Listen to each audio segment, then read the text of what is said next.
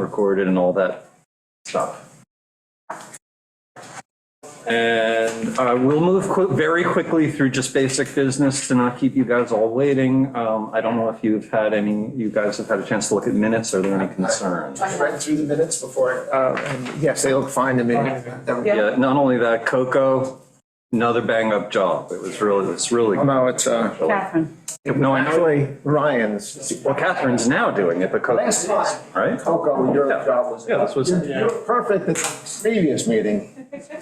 And you have done a great job in teaching. Okay. Yeah, and notably for this meeting, at the last meeting, we voted unanimously to support having a hydrological expertise added to the town cities. So, okay, first, yeah. I'll move to accept the minutes. Yeah. All in favor? Okay. Favor, we're good. Okay. We're going to very, very, very briefly touch on the water level, our traditional opening water level report. I don't have a complete report. I only have one of the wells that we use to work out our percent rank. We remained at about a 20%, that out of the last 22 July measurements on Goat Hill, we have had four readings that have been as low as this. So, we are dry still. It got a little damp yesterday. Right. So that's kind of good news.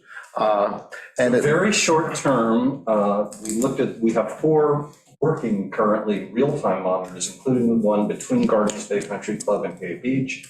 And the July 17th rain mercifully is showing up in all of those. This is a rain that really did recharge the aquifer several inches. Ken, did you want to add? Well, I just say it was a good rainfall, and Silver Beach, where I measure the water, basically, we had over 1.65 inches of rain, which basically takes our July numbers and puts it into a grand total for July of this month to date, of 21.4 inches, which is right where about it should be for a July. July, normally we do get quite a bit of rain. So basically, the only other month in the last 5 years that was higher was in 2018, it was 25 inches at this stage of the game. So it's not great, but we're past the stage of it being a problem. So in our minds. We have this short-term relief. Yeah, short term. Right, okay. But we're still in. one additional, yes, that's it. Then we have entered our 3rd week of being in a moderate drought. Prior to that, we were mostly in a abnormally dry, and we had been in an abnormal drought last year. So we've gone a full year of not being out of some level of drought now on Shelter Island. Right, so, and that's still short term. When we're thinking about a year, for this committee, a year is short term. Are we changing the banner? The town website? Right. Status. So does the status change, therefore? Did we raise it and does it now fall back? Should we? Well, they'll tell us on Thursday afternoon. We'll see the report. So would you report those numbers to Joe, since Joe has the ability to make an I shall do so. Meeting change to advisability. So, we're essentially, currently we are telling people drought, conserve water. Is there any reason to stop telling that? I know that a number of us would be adverse to not saying that. It's guarded. It's guarded, we're unguarded, right? Given that we had just have the one well data on it, and that was in a guarded condition. So yes, it's. So conserve water, but it's not technically a drought. Okay. It's a moderate drought at this time. We might want to say that we're getting real-time data now from our wells. Right. We are 13 monitor wells, and most of them are statically measured. They come around once a month, USGS, and they drop a measuring device down into the well and basically report that into the USGS database, which is where Greg pulls the data and basically makes up his information. Historically, taking a look at the data over a longer period of time. So basically, we're in the process of having USGS, but in real-time monitors, which gives us instantaneous reading, which will enable us to basically go and understand lead and lag times with regards to when it rains today. Like the 1.65 or inches that we just had, how long does it take to hit the Silver Beach well, monitor well that we have there? So that'll be, get some more information. Good nice.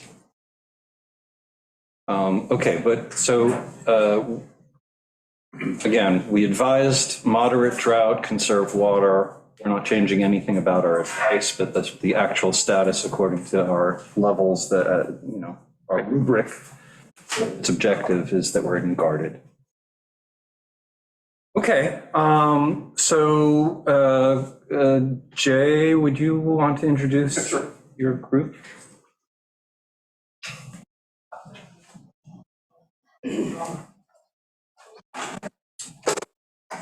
Hello, everybody. Thanks for having us. I'd like to introduce our team, Karen DeStefanis and Ken Taylor with WSP. Chris Briggs, our golf course superintendent. Doug Sandberg Sr., our president of the club, and myself.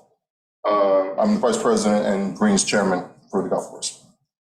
A little bit of how we arrived at this point. It's been a process since about 2019 that we've started this. We're embarking upon an 18-hole golf course renovation with improvements to the practice facilities. We hired Tom Fazio, golf course designer, to renovate the course for us, to give us a set of plans. And in order to do this work, we have to be able to maintain the turf. The renovation process will take about a year to go through. And during the process, the Fazio team recommended that we do an evaluation of our irrigation system to the golf course. We hired a professional to come out, consultant. He evaluated the golf course irrigation system, which is 40+ years old, and gave it a rating of a D. So we're nursing along a very fragile system at this point. Our club has determined that this is our #1 priority to deal with this irrigation system. And we're focused on replacing the current irrigation system that we have in the ground today with a new state-of-the-art system. Our current water permit allows for 6 million gallons of water, which isn't actually sufficient to water everything that we're allowed to water at this point of existing surfaces, let alone any new work or any maintenance. So we hired WSP to evaluate our ability to request additional water from the aquifer. Additionally, we had started informal meetings with various groups on the island to search out input. We've had informal meetings with the Group for the Extend, Shamik, the Long Island Baykeeper, the CAC, the WAC, the Water Improvement Quality, various town board members, the town engineer, Suffolk County Water, and the Social Chiltern Association. So there should be no surprise to anybody that we're here.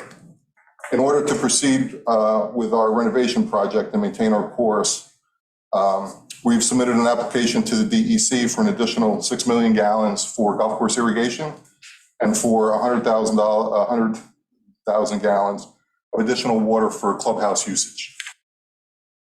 So that's the short version. And that's 2 wells, right? That's 2 separate wells? They're 2 separate wells. Well and a Right. irrigation well. Actually, at this point, we'd like to turn it over to Karen and let her. Thank you.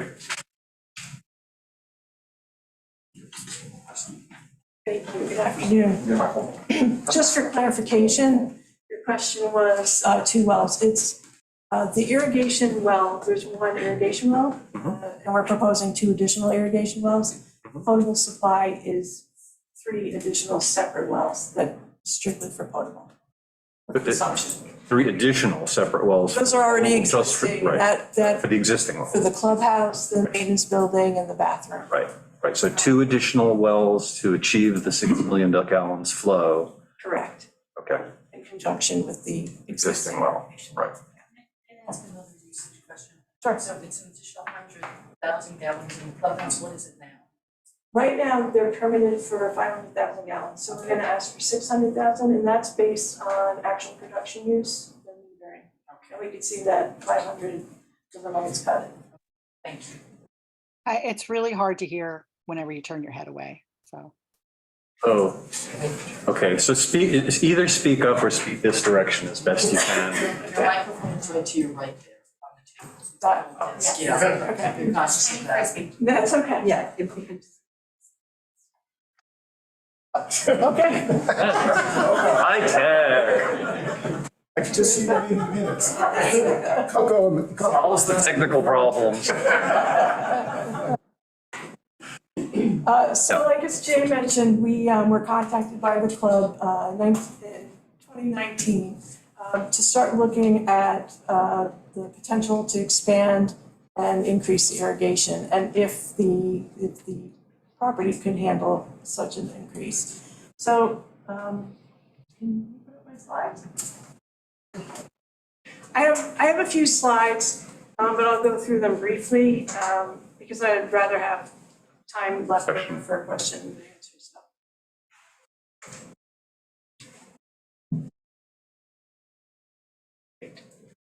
Okay, so the next slide shows, it's just a summary of, the club's been permitted through the New York State DEC to withdraw 6 million gallons annually for irrigation purposes, and that's between April and October, the irrigation season. They're also permitted for 500,000 gallons for potable use. Basically, with this increase for the expansion of the irrigation system and also an expansion of some of the areas that they're going to irrigate, it's we're asking for 12 million gallons total, not an additional 12, but additional 6, and an additional 100,000 for 0.6 million gallons for potable supply. Next slide, please. I'm sure you're aware, but Shelter Island's sole source of water comes from the Upper Magathie. This is a cross-section from the USGS, and it just shows on the far left, that's where the Gardeners Bay Country Club is, and that's also the thickest portion of the formation. And if you can go to the next slide. That just gives them an idea of, I'm sure you all know where Gardeners Bay is, but it's the blank area east of the orange. And there's homeowners to the north, there's small amount of homeowners to the east and again to the south. And then to the west, there's Suffolk County Water Authority properties. So our task was to see what potential off-site impacts as well as on-site impacts by increasing from 6 million gallons to 12 million gallons. Next slide, please.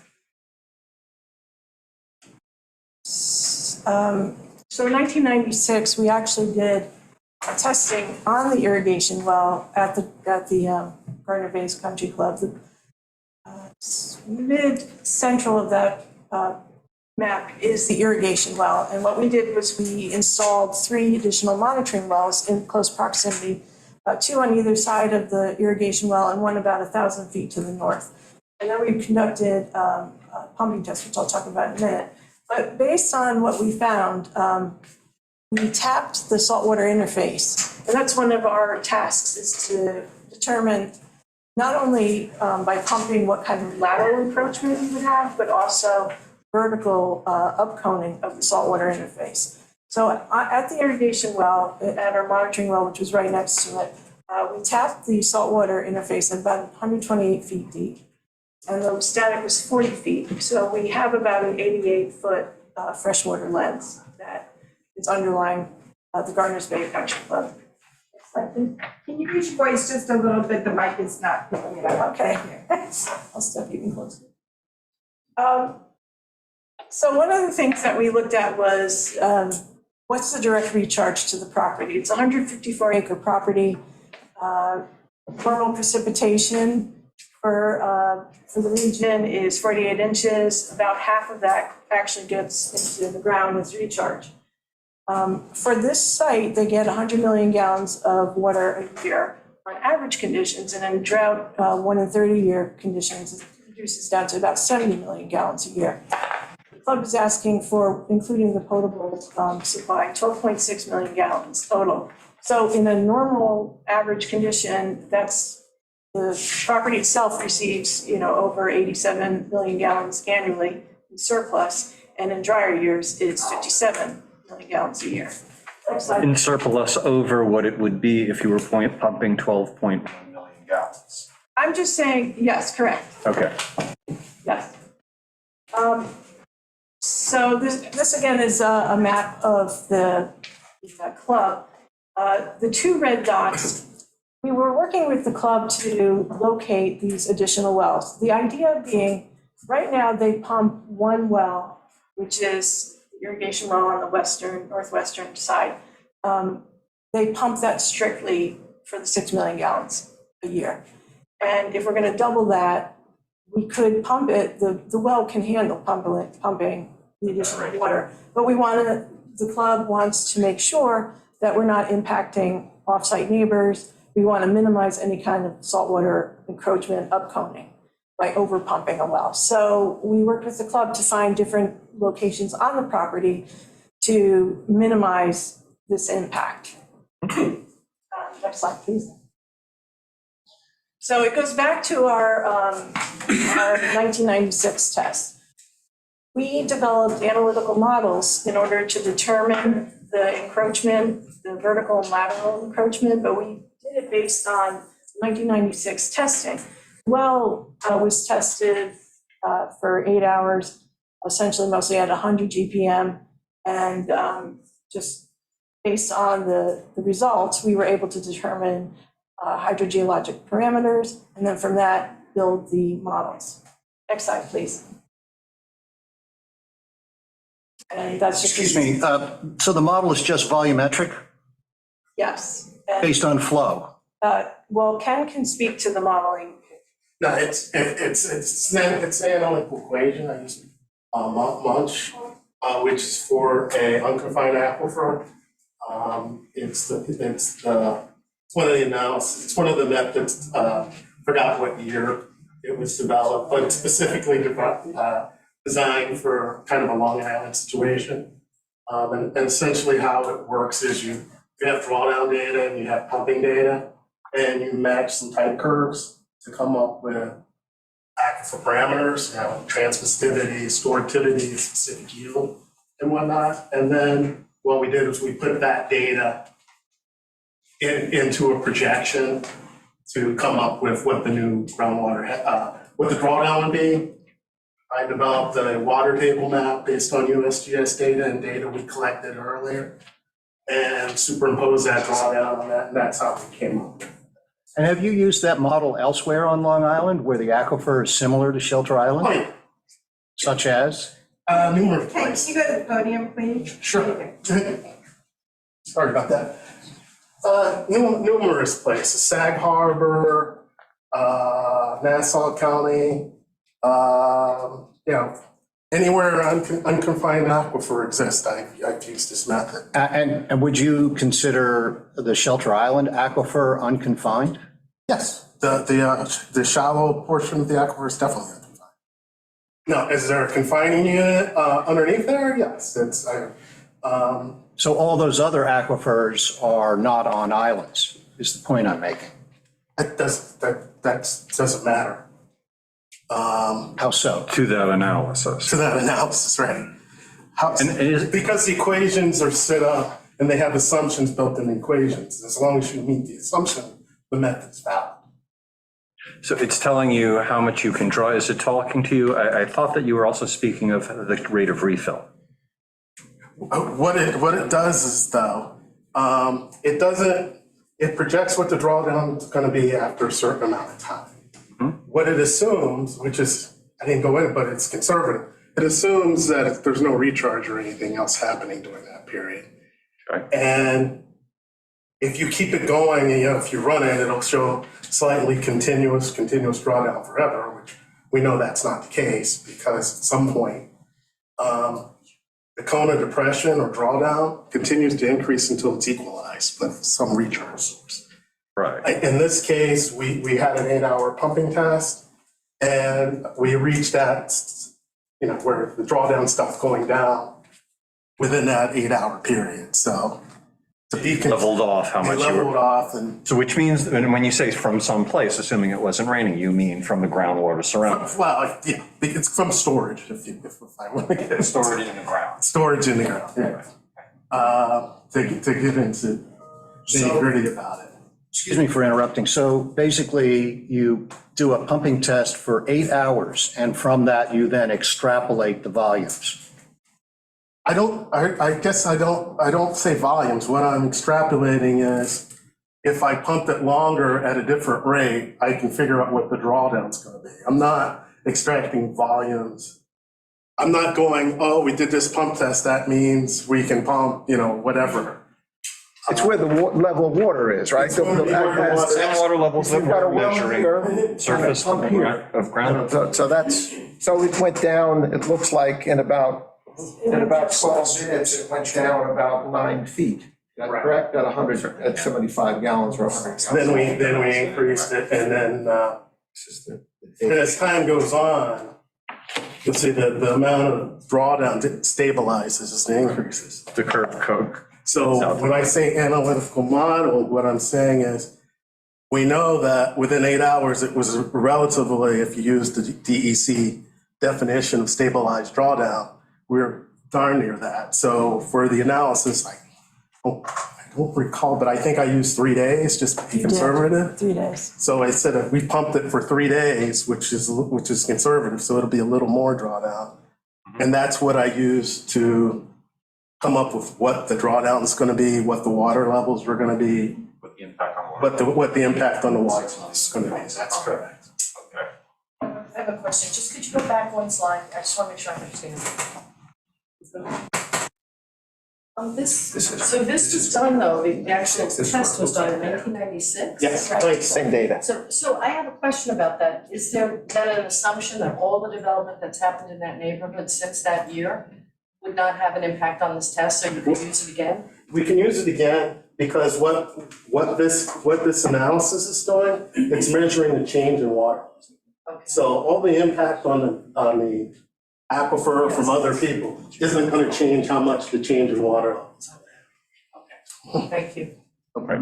How much you're subtracting, basically. Right, from this well. Okay. All right, did you want to continue your Yeah, we have- presentation, or you? I will, but Yeah. McKen should maybe just Yeah. stay here in case you. Okay. Or you could jump back. Okay, yeah, so just looking at that graph, you can see, we started at 75 GPM and ran it for, a quarter of an hour, and then bumped it up to 100 GPM, ran it for 6.75 hours. And you can see how it just, every step of the way, it just leveled off. And then when we shut the pump off, it recovered in under an hour, which was very good correlation for us. So, okay, next slide. And then the next slide. These are the models that Ken used, and then we can continue on. This is just using the model, what we would see if we pumped the different wells. So what this slide represents is the existing conditions at the rate for 6 months of pumping, and what the area of influence, how much influence we would have on the neighboring water level down to 1/10 of a foot. That's what that was our criteria. So we didn't want to impact anything more than 1/10 of a foot. But it's not shown on the, visually, it's just in the data, right? The Well, visually, it's size of the the, around impact? radius around the well at the top of the map. Correct, and that's at 6 million gallons a year. So at that well is the one pumping the 6 million gallons, and the zone of influence, according to the study, Yep, is out to the circle that you're showing, correct. okay? So now if you go to the next slide, Down to 1/10 of a 1/10 of a foot, correct. couple inches. So now if we were gonna double it, and we just pumped it from that one well, because we go from the 6 million gallons to the 12 million gallons a year, that's what kind of influence we would see. And clearly, we have much more offsite impact. It's 1/10 of a foot, but it's still a much bigger footprint At the perimeter. at the perimeter, correct? So that's where we started to model where are other locations that we can put on site so that we keep as much of the drawdown on site. So if you go to the next slide, you'll see that by distributing the pumping rate to the 3 different wells, it reduces the offsite impact greatly at the 12 million gallons a year. And to give credit where credit may be due, that looks to me like that's less than, at the initial well, it looks like you've reduced impact, We did, yes, because now we've. distributing offset it. 12 over 3 rather than 6 over 1. Correct. Okay.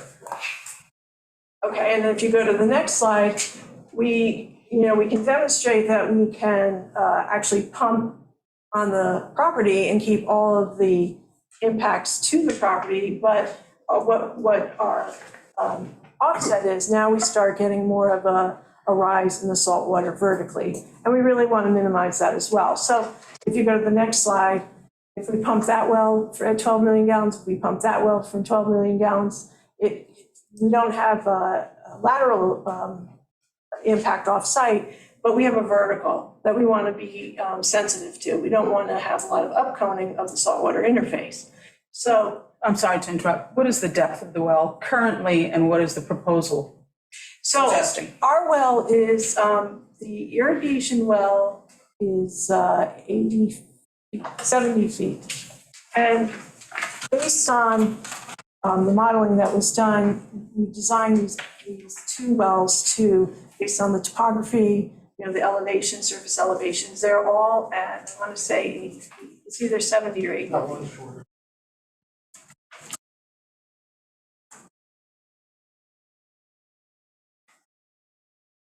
Okay, can you go? Sorry, go back like 3 slides.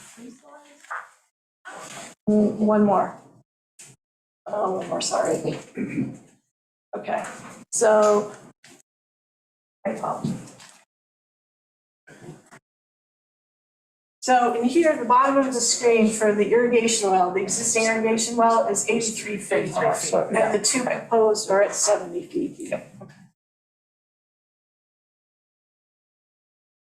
Okay, so essentially, based on this information, we prepared the Long Island, New York State DEC water withdrawal application. We submitted, as Jay said, we submitted the permit application for requesting a total of 12.6 million gallons. The current permit that they operate under, they actually have 2 permits. One is for irrigation and one is for potable supply. They can take 6 million for irrigation and 0.5 million gallons a year for potable supply. But we had a pre-application meeting with the DEC, and they asked us to consolidate everything. And so that's what we did. And at this point, if you want to go just to the So end, that's how you're at 12.6. that's where we get the 12.6. 0.6 It is includes, the, it incorporates the potable drinking supply because right now it's separate, but in general, they are trying to consolidate all different, across the state, consolidate their permits. So we've submitted our permit application and we've gotten comments back. And so moving forward, we already understand that what we'd like to do is install the 2 wells, the irrigation wells, and we know that there's going to be monitoring involved because, the model correlated well with the actual data of the 1996 test, but I know that the DEC is going to want to see real-time data as soon as those wells get in and if they start pumping. And they'll also request, we suspect, and that they'll request water quality monitoring as well, which is something that we would want to do anyway. So. And to add to that, there'll be monitor wells put on the property. Yes, in addition to the 2 irrigation wells. So are you saying that if you're granted a permit by the DEC, after you were granted the permit, you would then conduct these tests on the new wells? No, what it's gonna be is, as a condition of the permit, they're gonna go, you need to put some monitoring points in. So we put monitoring points, don't know where yet, but you put monitoring points in, you would monitor those for water level and water quality. And any new well we'd have to put in, we would have to do an additional 72-hour test on that well. That's just part of the well permitting procedure. So before we would actually get a permit, we would have to as a condition of the permit, we'd have to do tests, put the monitoring program in at that. Could I ask, no, you've got monitoring wells from the 1996. Correct. Have they been evaluated in the past 30 years? Is Gardner's Bay taking measurements of those wells? Real time, in real life? Not that I'm aware of, no. I have had a measuring of last year. Had a measuring last year, and then also we are gonna get them measured here coming up. We've spoken about it. Right. State your name, please. Chris Briggs, I'm the golf course superintendent. Okay, so you're saying that you have We have measured last fall, and they were roughly around similar to what the 96 had mentioned. And we're gonna get, we've spoken with a local guy, John Holman, and he will be measuring coming up here in the next week or two. Okay. Did you measure the elements that are in the water or just the volume of the water? Right now, it's just the volume, but we plan on doing chloride tests as well. Just chloride tests? Sodium chloride and nitrate? Yes, we could do some sodium chloride and nitrate. Will that be ongoing, or That will be ongoing. how often do you see this testing occurring? It might depend on the condition of the permit. It could be quarterly to see any kind of seasonal variations. It might be just during the pumping season to see, once you get a background, to go twice a year, maybe pre and post season, or 3 times a year. We haven't developed a plan yet. We know that there will be monitoring, and we know that we would be monitoring for, when you say volume, what we would be monitoring is the static water levels. Like where are the water levels and how does that change over time? And also the water quality, certain parameters, particularly the sodium chloride and the nitrates. Ensure no saltwater intrusion. Right. Okay. Just as a follow-up on that, one of the, next to each of the production wells will be a monitor well, which is screened deeper to give so if we start seeing elevated chlorides or anything, you get a warning. So So it just doesn't show up in the pumping well. I'm like, okay. It's deeper than that. Yes. okay. And how frequently is that measured? It hasn't been developed yet. That's part of the permitting conditions that the DEC is gonna mandate, so. So you know that you're going to be required to have a monitoring well next to the pumping well. Yeah, basically. Based on our experience and, from the preliminary comments, it wouldn't be a surprise to us, and we don't have any issues with that. We would rather have the data and make sure that, we certainly don't want to be putting salt on the turf. So. Right, turf. Not a good idea. No. But if it's not required by the DEC permit, you'd only just install monitoring wells as stipulated in the DEC permit? That's I would think, A decision or a professional recommendation? we would recommend that. Yeah, that would be a recommendation. But that would be, We welcome monitoring. So if the DEC tells us where to put the wells, if the town comes back and tells us, we would also like to see wells here, that's not something we would be opposed to. So in the original plans that I had seen, there was discussion of a certain volume, 200,000 gallons originally, of storage Yes. to buffer the system. Is that still part of the plan? Yes, At 200,000? I failed to mention, I was so focused on my wells, that, to spread out the pumping effects, but there will be, as part of the plans, there's a 200,000 gallon tank, a holding tank, so that the water can be, so the irrigation will come from the vault, the tank, but the wells will, fill up the tank as needed. decreases the peak. Are you required, your potable wells, are you required, I know that golf course, they have a whole different regimen than public water supply. Is there a requirement for treating the water, the potable water supply? I'm just curious. They have to test it, they test it annually. I'm not sure if they have, do you know if you have a UV system for treatment or anything? No. Okay.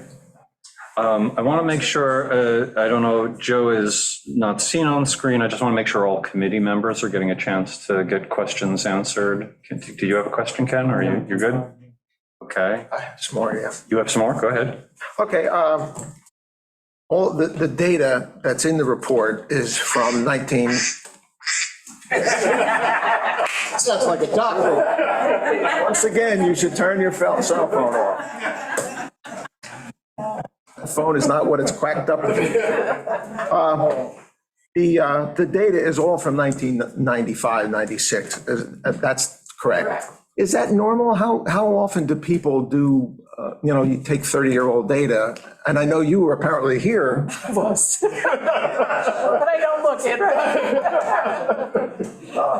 So is that a normal thing? It seems like. Quite frankly, it is. Yeah. And surprisingly, and not necessarily in this case, but in a lot of cases, historically, when pumping tests were done, they were cheaper and they would pump them for in our records, there are tests for 60, 90 days and things like that. You're never going to be able to recreate that. Right. So it's actually better data. But the point is, and I've looked at the aerial photographs, as long as there's nothing that's greatly changed with respect to land coverage or environment or something like that, you can use old. It's not going to affect what's happening on the ground. Okay. I mean, if someone put in a huge road or some kind of recharge basin, maybe, but. Yeah, there's a number of houses, but okay. It looks like the first read on I have the old version, the original. Okay. It seems that like at 4 minutes, the drawdown was at 7 on at least PW1. I was But it pumping doesn't well. look like there was a measurement. There wasn't a zero measurement on this page. Well, that's because that's drawdown, and when you plot it on log measurements, you can't put zero down. You could, okay, well, there's nothing at 1, 2, or 3, or 4. I mean, it's like it was suddenly down at 7, which surprised to me. I looked at this is Munch, I guess, right? And this was an unnamed system. And it just surprised me that there was no measurements as to where you started. Well, there is a static measurement for where you started. You just can't put it on the logarithmic plot. That's it. It's a. So that is representative, I think, does the side say drawdown? It says drawdown in feet. Drawdown in feet. So it's not the water level measurement, it's from the static point, how much the water level dropped down. Okay, so there's a starting level that's just not listed on here. Correct. So the static water would have been 40 feet, and then the first step, it dropped down 4 feet. And secondly, the equation, the aquifer parameters or calculated aquifer parameters are based on the later time data, mostly anyway. So you would never do it. You could, but those first 3 points, you typically don't do anything with for the first 2 or 3 minutes. Primarily because you're fiddling, you want to make sure the pumping rate's what you say it is. I understand that. All right. Okay. We already answered the question that I was going to have on is there monitoring in the last 30 years, was there monitoring on those wells so that you could have said, okay, we know what's happening, and they haven't been taken, right? You haven't done, it's not just it's not like you said, let's pitch that data. Okay, well, that's encouraging. Can I talk that for a second? Please, Jack. I gotta go up, okay. I'm only, because. It was a joke. No, so this question came up in meeting with our various groups, what's been the change, right? You're right. So we took data in August, and the top of the well was the same top as when they did the 1996.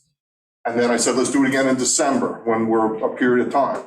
And the well height was the same elevation back then. So those 2 periods of time, the well hasn't changed from 1996 to when we took them last year in August and December. Okay. And that data is not in the report though, right?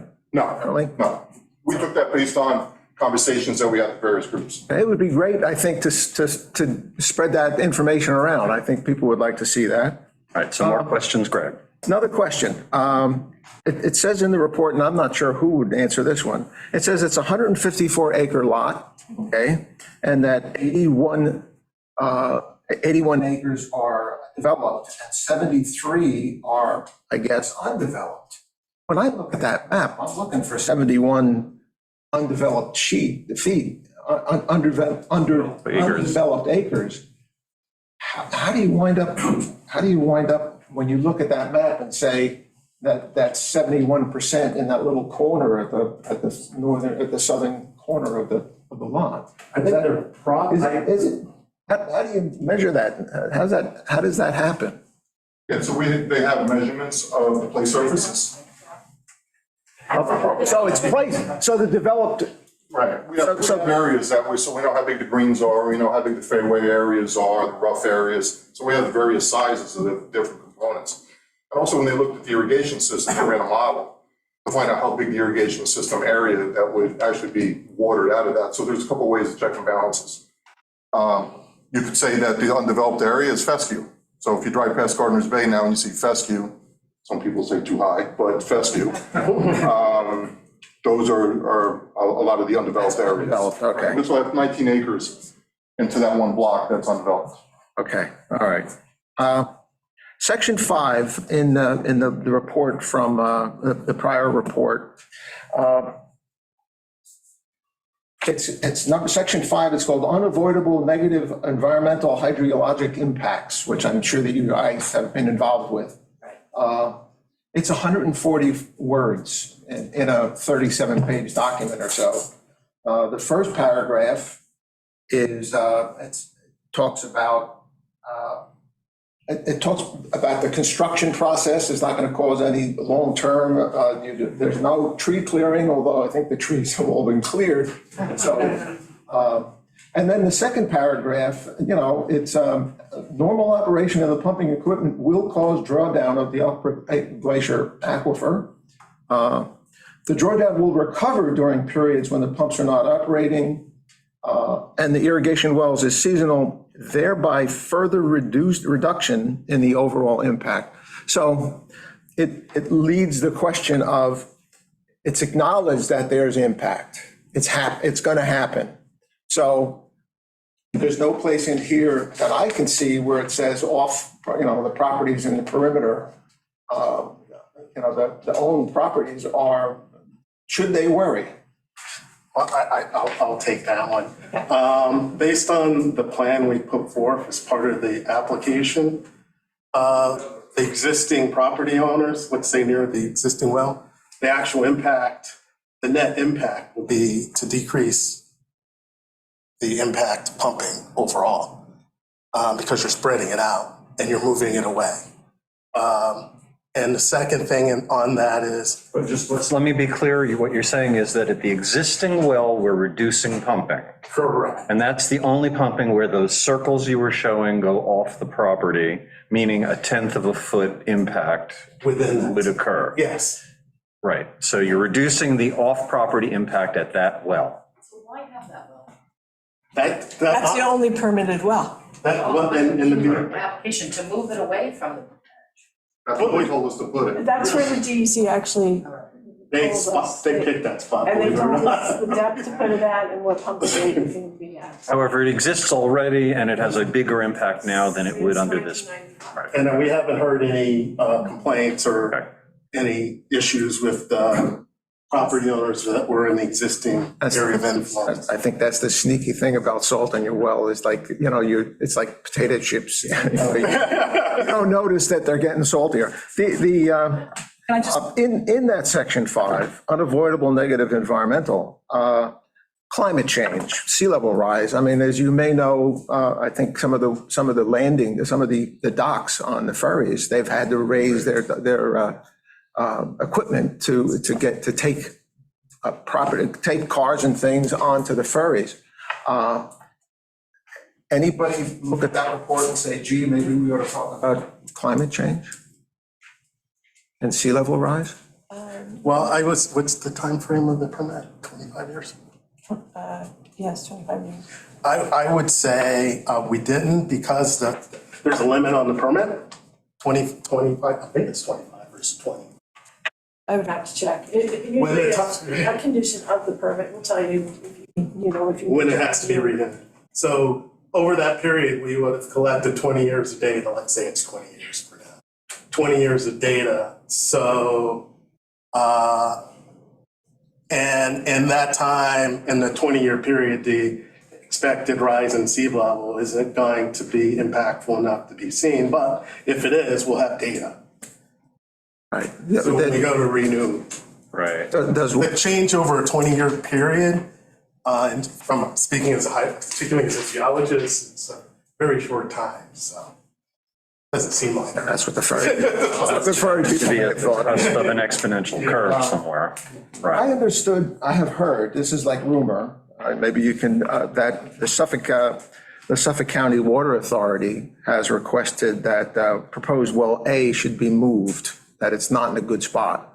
Yes, That's true? yeah. They're 1,200 feet away from the well number one, about, and this is putting, my thumb on my computer screen. But, so they're at 1,200 feet and they're saying, we're concerned about you putting a well there. Now, why shouldn't everybody else that is within 1,200 feet be in a position to say, maybe you better, move my well too then? No, what that's really, as you're probably aware, they had an issue with one of the wells through A couple of years ago, yeah. years ago, fault, and they got salt in it. And I presented the data and they, during a teleconference, and they agreed that the data shows that there's not gonna be any impact, but in the interest of historical problems, they requested that just to be extra safe, could we move it?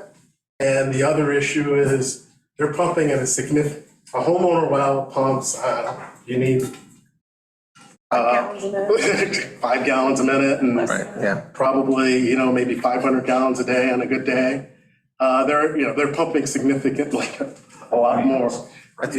Right, so. Part of that is because they irrigate too much land. Oh, wait, that's what we're talking about. But they're pumping a substantial more, so that's also why they were a little bit more concerned from past history. They're pumping a higher volume, which would tend to, if something were to happen, it would. They're more than 6 million gallons? I don't imagine, I know I don't there's know only what- 39 customers. What they can pump at, I forgot what the rate is. but they we can only- pump a higher rate than a home, Certainly than a homeowner. than a homeowner. Although So- their storage tank. I'm just saying, Greg, at West Neck Water District, at 70 customers, we only pump 1 million gallons annually. Yeah. So we're talking about half the amount of customers, Again, half the amount of time that the customer is actually in residence, most of them. So I would imagine it's substantially less than that. Yeah, but West Neck, you don't allow irrigation. Well, that's true. That's true. There's no There is irrigation. Okay, I'm almost done, I'm sorry. We've already got that one answered. It'd be nice to know what their, I think probably the town would like to know if somebody that, whatever the Daring Harbor is pumping. I talked about Munch. The DEC has responded to the application. Have you shared what their response was with anybody at this point? I think that's probably. Yeah, I don't believe we have, we've been working to answer the questions. Right. Okay. All right, that would probably be a good thing to put on your list of things. I would wonder that people would want to make a lot of action. Just keep in mind though, once it gets into the review process, it's gonna be open, it'll be a completely open document to the public, and everyone will have a chance to comment on it before they issue any permit. Yeah. Okay. Okay, Greg, you have one? Yeah. It's, I think Jay said the number one priority was fixing the irrigation system, which makes all the sense in the world in that you're wasting, I think on some report it was 15%. It's like, it's right now it's 70% efficient. You want to take it to 85. Is that 85 like you can't go beyond? Is that as good as you can get, 85? It's as far as I believe right now, so come back up. We've hired Paul Roush of Gulf Water. He's one of the leading irrigation specialists. Right. That works for many of the high-end clubs around. He's the guy to get. And we're building all the efficiencies in as far as surface area. So we'll water just tees, surface, and then the surround areas are separate. And same thing on green. So just the green surface itself, and then not the surround. So we'll have the ability to basically have two systems at every location, so we can monitor. The other problem is our heads turn too slow. So the heads go slowly, which puts out more water. We want them to turn fast so that we can spin them maybe only one time and put out half the water. Golf courses fight water most of the time. Water can be a major problem. We just spent almost $300,000 in investing in our greens to put pipe system in to dry them out. Right. So we're trying to do those things to eliminate disease and root rot and things that are happening on the golf course, to eliminate problems and having to put down pesticides and herbicides. So state-of-the-art system as far as computer control. Right now we're using a hand-me-down system from Noyak. That's not made, no service, no support. So all these things are gonna go in for efficiency, where Chris will be able to sit home on his phone, dial in what he would need to do because weather's changed all of a sudden, whatever. The system's hooked to a ET monitor. So it sees real time, solar load, wind, humidity, temperature, all this stuff. And it makes all the calculations to put out the amount of water that it needs to put out. Right. Totally different than a homeowner system. And so we're investing in not having to pump water, not having to run electricity to run pumps and move water around the property. Right. So we're trying to manage the water the best we can. And it looks like what you're also saying is that you're getting 15% of 6 million gallons back. So you have some extra water in the budget Right. from repair. Just be aware that we're currently not watering areas we're currently allowed to No, water. I appreciate that you've experienced that you're in a deficit already. Yeah. You have a. Well, I just had some thoughts, or some maybe. Yeah, I have one question. I was- Are you done, Greg? I was finished, yes. Okay. Okay, so. Just very Lisa, quickly, yeah. monitoring the neighborhood wells, the periphery, has any kind of monitoring been done from the homeowner's perspective? Asking homeowners if they've experienced any. Well, Hang out up here, Jack. So when we had talks with the Hay Beach Association, that was one of the questions that came up about testing wells. And we didn't feel that it was right for us to be involved in homeowners' information and their wells. So we kind of left it with that. As far as testing, we go on individual properties.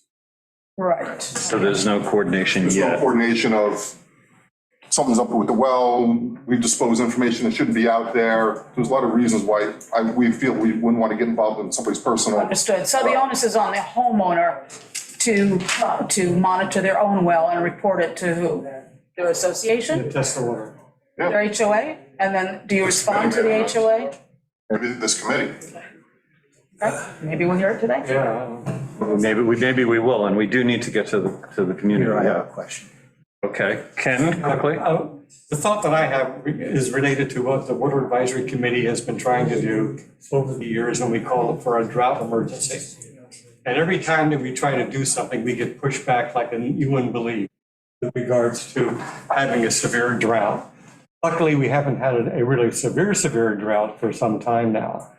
But my question gets down to, if we do get into a situation where we have severe drought and you guys are pumping water up there, and we try to restrict water flow for the communities here, this could be a political issue, I guess, or an issue for the town to say, okay, let's move ahead and issue something without people getting all upset and not being able to wash their trucks. As part of the permit application, we have to provide a conservation and management plan. And so part of that plan is, what do you do under drought conditions? And so the club. Would our analysis have anything to do with what we could call a drought versus what you guys would call a drought? Yes, we're going to be watching the monitoring wells with you. Okay. Hopefully our wells are real time, part of your system. So we'll be watching, seeing how things are going, communicating. And Gardeners Bay is a fast and firm golf course. We like it fast and firm. We're not a wet, lush golf course. We're a linksy style golf. So when we get into what we consider the summer months, irrigation for fairway use becomes nil. Because we want to, you're going to have a schizophrenic golf course if you don't. If you have real wet areas out in front of the golf course and everything else is dry, you're schizophrenic. We don't want to be that. Right. So we need the water to be able to perform maintenance on the golf course. All right, but looking at your numbers, you're pumping 1.2 million gallons every August presently, right? Pumping and spraying 1.2 million gallons. And we're asking often now in this season, we're asking the community to conserve water, to not pump, to not irrigate. We're sunsetting irrigation systems. We're not allowing people to be using pump-based irrigation systems. My concern is always not so much. I accept the data that you're reducing impact that's off property, but we have to persuade the whole community to save water. And if they're watching you spinning out 1.2 million gallons in August, I'm just not sure how I'm going to ask somebody in Hay Beach to not irrigate their property. Right, that 1.2 million gallons probably isn't any different than we've done historically No, for the last 20 years. I And know. when we get to that part of the season, that's pretty much what we're doing is tees and greens, which is historically really what we're trying to maintain and save. And we'll probably have some efficiencies in saving on the system in that period of time. So it'll be interesting to see how our water use actually goes once we have the new system in place. But it strikes me, I mean, you have 200,000 gallons of buffering there. And so with 1.2 million gallons, that gets you through like 2/3 of a week. And then after that, it's all fresh water being pulled out of the aquifer. Is there no capacity to store more water so that you have in excess of what you need and don't have to pump, but can be recharging in the summer? Right, well, we thought about that. And the problem there is evaporative loss and pond and cutting down more trees that we've already heard about cutting down trees. Evaporative loss is significant. So we're gonna put it in an underground vault.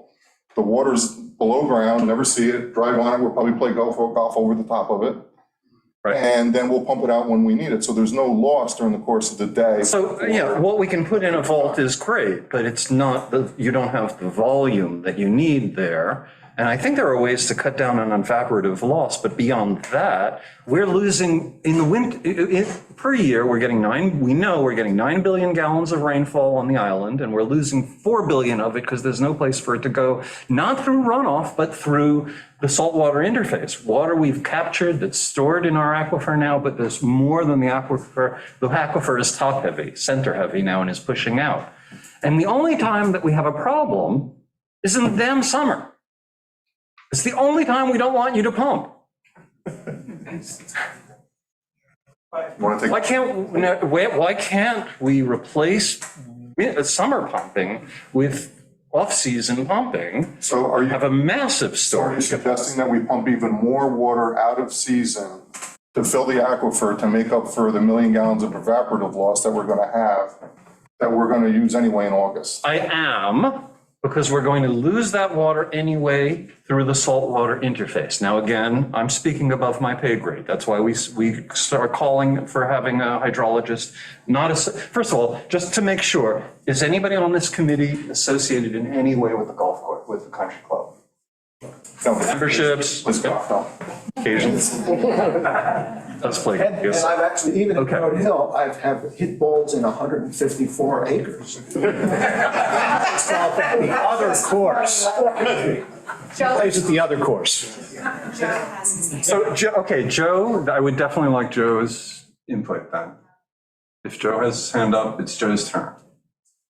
Yes, thank you, Peter. I wanted to make a few points here that may be helpful to both the committee and the audience. The first is that we've been advised by the town attorney that this particular application is going to require a change in the current municipal irrigation law. So we should be, speaking about this application in terms of, a town approval rather than just this isolated DEC approval. Now, certainly the DEC is an agency that we can rely on for adequate quality control, but there's also a local approval process here and a very local component to whether, this is an opportunity for community input and to address those issues you just raised, Peter, about, the ask we make of other residents versus, what we would be permitting here. That's my non-technical comment, but I thought helpful for folks to understand that there is another layer here of regulatory action on our part. The technical comments that I'd like to make, and perhaps the WSP folks can jump in here if they want to answer at this stage. The drawdown effort is a great modeling tool. We use that often on a smaller scale in assessing residential development. But as one of the WSP folks mentioned earlier, residential numbers are a much smaller scale. We don't typically see drawdowns anywhere close to what you've identified here in the 10+ foot range. So on a residential level, we use this and it's a very helpful technique. What I don't see in this analysis, though, is any relationship or understanding or further investigation into the broader groundwater elevation changes and directional flow as a result of this pumping effort. We see the radius, the range of influence, but what I'd be concerned about in this area particularly is with those sort of drawdown levels and what your model shows as a relatively instantaneous drawdown level of 10+ feet. I think, and you may demonstrate that there's no impact here, but I think for the sake of showing the neighbors, the community, this board and the town board, that truly there would be limited, if no impact. What we need to know is that this pumping effort won't materially impact groundwater flow in the area. The drawdown shows 10+ feet. The drawdown shows the range, the diameter or radius of influence, but that significant drawdown could start moving groundwater in directions that it doesn't currently move. And you may not directly cause a problem with a neighboring well where there's all of a sudden goes dry. But the sort of unquantified aspect here is, will we start moving water around such that water quality might change in the surrounding area? And I'm not necessarily saying that will be the case, but I don't see that aspect of the analysis taken into consideration here. When we look at the overall groundwater elevation changes in the area, I notice that it's not quite significant. It's not a steep change in groundwater elevation in that area of Hay Beach compared to other portions of the island. So that tells me the water is not necessarily moving outwardly that quickly. But that also tells me that a 10+ foot drawdown would have a more impactful, would be more impactful in a groundwater area where there's not much difference in elevation. You'd be more prone to pull water or push water from one direction or the other when it's not moving so quickly. I don't think that's an unreasonable ask from a modeling perspective to dig in a little bit and demonstrate that to the public. And that would be my ask to you folks for either a subsequent meeting or for subsequent work, is to demonstrate the impacts of this well activity as it relates to the broader groundwater flow in the area. I'll do that one.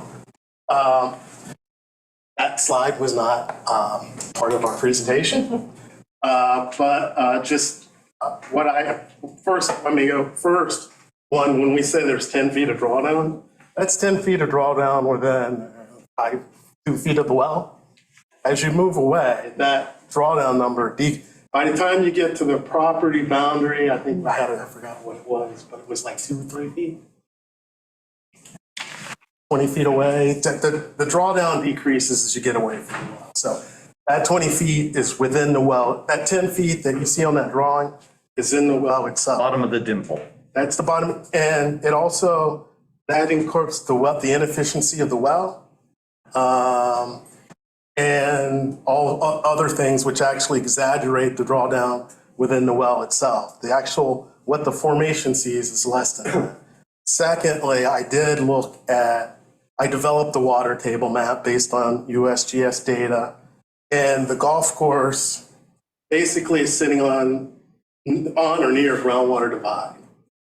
And when you put those drawdowns that I was showing, moving stuff around, it moves the divide 20, 30 feet or whatever, but it doesn't substantially change the direction of groundwater flow in the area. So I have looked at that, it just wasn't part of the presentation. Well, here's my concern with that, with that response, is that the drawdown analysis does not represent your actual intended use. The drawdown is an extended period of runtime, and what jumps out to me is that particular quick drop, 10 plus feet, and that's going to happen as you cycle your pumps on and off. I understand, and correct me if I'm wrong, that the irrigation system is not going to run as you've done this model. It's not going to run for 3 straight days and then you turn it off. It's going to run for brief periods of time on a daily basis. And so I'm not saying that you're going to uncover some massive change in the analysis, but the analysis that you've presented, I think, doesn't fully capture or represent the activities that are proposed. And I think it would be beneficial for everyone involved here if we could see some modeling efforts that do demonstrate those issues to alleviate everyone's concern. Just as an aside, one of the questions the DEC asked was to do something related to the actual how the wells are going to be used. So that's one of the things that's in the hopper for us to do anyway. So that's not a huge ask. And from a volumetric, and you'll find volumetrically, pumping, on and off for a period at high rate to lower, and then you superimpose what it would be if it was a steady rate through the whole time, you'll find that there's a drawdown line and the other line goes right up and above that drawdown line. So the net impact is going to be the same because you're still moving water. Right.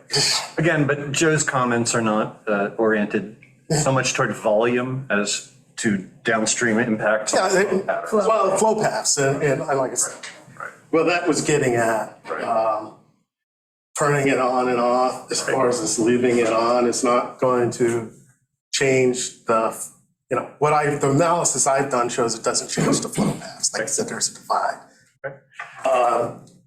But we have been asked to do that by the DEC, so. Okay. BJ wanted to ask a question. About one of your early slides went by too quickly for me to get. What are the golf course seems to compare nationally, I was able to see, to the national average of a golf course 80 acres. But I didn't see, in terms of what is the national average of a golf course, 2 golf courses use for water? What are those numbers? We're only seasonal, some places are year round.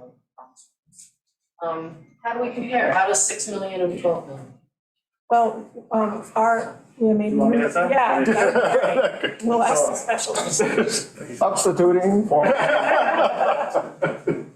So, we're very low because we're not watering fairways. Most golf courses, on average, have DEC permit of over 20 million gallons per year in this area. So. What about a star golf course in terms of water usage? What's the best practice right now? How low can they get that number? We're planting, drought resistant stuff, and how low could you go?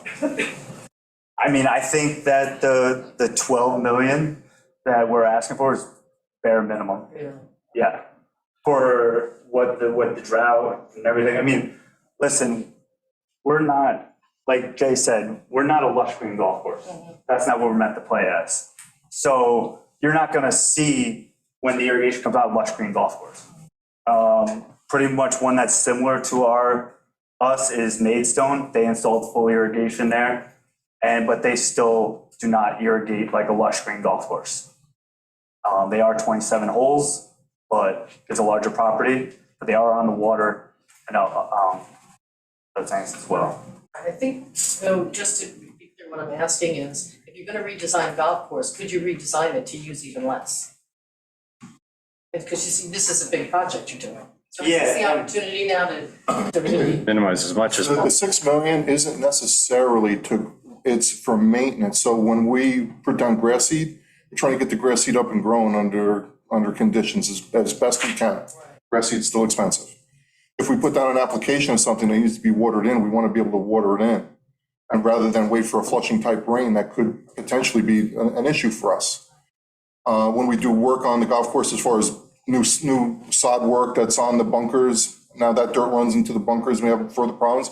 We want to try to maintain it. It's mainly for maintenance, this water that we're talking about. It's not so much that we're out there trying to irrigate a full-blown golf course, but we don't have any additional water for maintenance. And that's what we're looking for. And I think that our footprint of the golf course right now is minimalistic. I mean, like the native areas that you see, those are natural areas. They're not irrigated. They get mowed maybe twice a year. They're just pretty much let to go. So our actual playing surfaces are minimal compared to other golf courses. It's the big map, it's, you can only see on a computer screen a little bit. It looks like there's a lot of watering going on at the approach, it's like 60, 80, 90 feet apart, I should say. Most of the play is. Right. That's where the play is. And is that watered now? Some of it is, yes. Some of it, but Yeah. what do you So think? we're trying to get out a little bit further to get into those play areas, so that when we do the maintenance out there, we have the ability to actually grow some grass. This is the first time I heard the term maintenance. I don't think there's anything in this that talks about needing water for in maintenance, is there?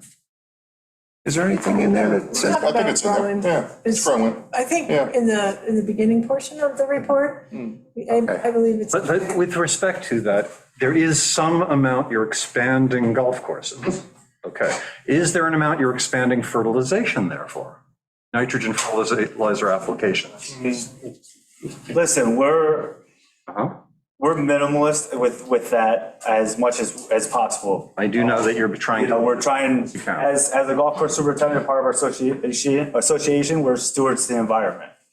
We're not here we want to build the environment back and our name has been tarnished over years. And so I'm looking for how do you have something where you're helping the town and you're helping the community and we're helping you to help us, and so that it works on both sides. So that brings me to yet another question, which is if you had more significant storage capacity, would you be able then to engage in the water capture effort so that some of this water is water that would have run off anyway? If you have a place to put the water, look, we're in an environment where just up the Hudson and in Vermont, all of a sudden you're getting this kind of climate change rain, whether it's climate change or not, whatever. These days we get more drought and we get more incredibly damaging flooding rains. And we've experienced that on Shoulder Island where we had to pump water off the island. I want to know if that comes up again, can I grab that water and have a place to put it? So we've talked about this. So we feel that this tank is in the aquifer. So we have two major points that we lose water overboard. This is not part of our DEC application. Right. This would be a mitigation measure for the town. Right. So we lose water, a substantial amount of water down the valley and out the 10th hole onto Gardeners Bay Drive. I've seen your videos. You've seen the videos. We lose a substantial amount of water from the back of the clubhouse, from our 7th hole, out the 8th hole, across the neighbor's yard, right into Cockles Harbor. Both of them are in Cockles Harbor and ours. So part of our mitigation strategy is to keep that water on property. So the Center Hay Beach is draining down onto the hole on the Gardeners Bay side, and we're losing that part in there. We want to get that water retained on property. So if we get the water in ground, let's say 700-800 feet away, it could be 700-800 days before it makes it to Cockles Harbor. Going through filtration and the turf mat, and all that soil between here and the harbor. So that's a major mitigation measure, I think, for offsetting our water use. You're saying that you're adding new swales and recharge areas? We're gonna have to add berming and swaling. So we'll stack the water up behind, get it to percolate down, recharge. And then when that one fills up, it'll go to the next one. And right across the street, we're gonna have to build some berm for collection before it hits the street. So it would seem to me like it would make sense for you guys, just in terms, again, of okay, we're doing something for the town too. And I think we can go further with this, but to estimate, give us, how much recharge more you could create along with this project so that you were knowing what to credit you for. It's not in this project. It's Right, not. you're saying it's not part of the project, that you could just, presumably, I guess that would require a permit from the town to say, we want to, approve. You could probably, and I apologize this to the gods, and you could probably ask for WQI funds. Well, but this is. Oh, never mind, I didn't say that. Who else said that? This would be part of the next permitting process with the town, I would assume, right? That's what we're saying. We are saying that So there's a permitting that process. these with the town. questions and What's these in it for mitigation us? factors that we would suggest we put into place would be part of that dialogue, but not necessarily part of the dialogue with the state right now. Correct. So- Correct. But we're not Go limited to there. discussing this, just the state application here. We're discussing basically what is our recommendation to the board and to the community around, this particular development. That And we it have seems to me- dialogue with It the seems to me like if you had a large reservoir, you would be able to turn off your pumps in August, not be pumping 1.2 million gallons in, but be recharging 1.2 million gallons and improving things for people in Hay Beach and in the surrounding community. We're running long. Do we want to Yes. see, I don't know if Community, everybody. sure. Yeah, I think So, we need to hear from enough the people. pontificating, let's open it up to the community. So, again, I think everybody on the board and would other people in the community like to speak? Yeah, go ahead, come up to the podium and introduce yourself. Peter, just for the people on Zoom, if everybody Yes. could state their name and just talk one Yeah, person. Peter, I see Peter has his hand up, so I'll be aware to go to Peter on Zoom as well subsequently. My name is Bill Mastro. I am the president Hi, Bill. of the Hay Beach Property Owners Association. Given your long agenda and how long this has been, I will try to be as brief as possible. You made a lot of my points already, Peter, so I thank you for that. Clearly, we need a change of law.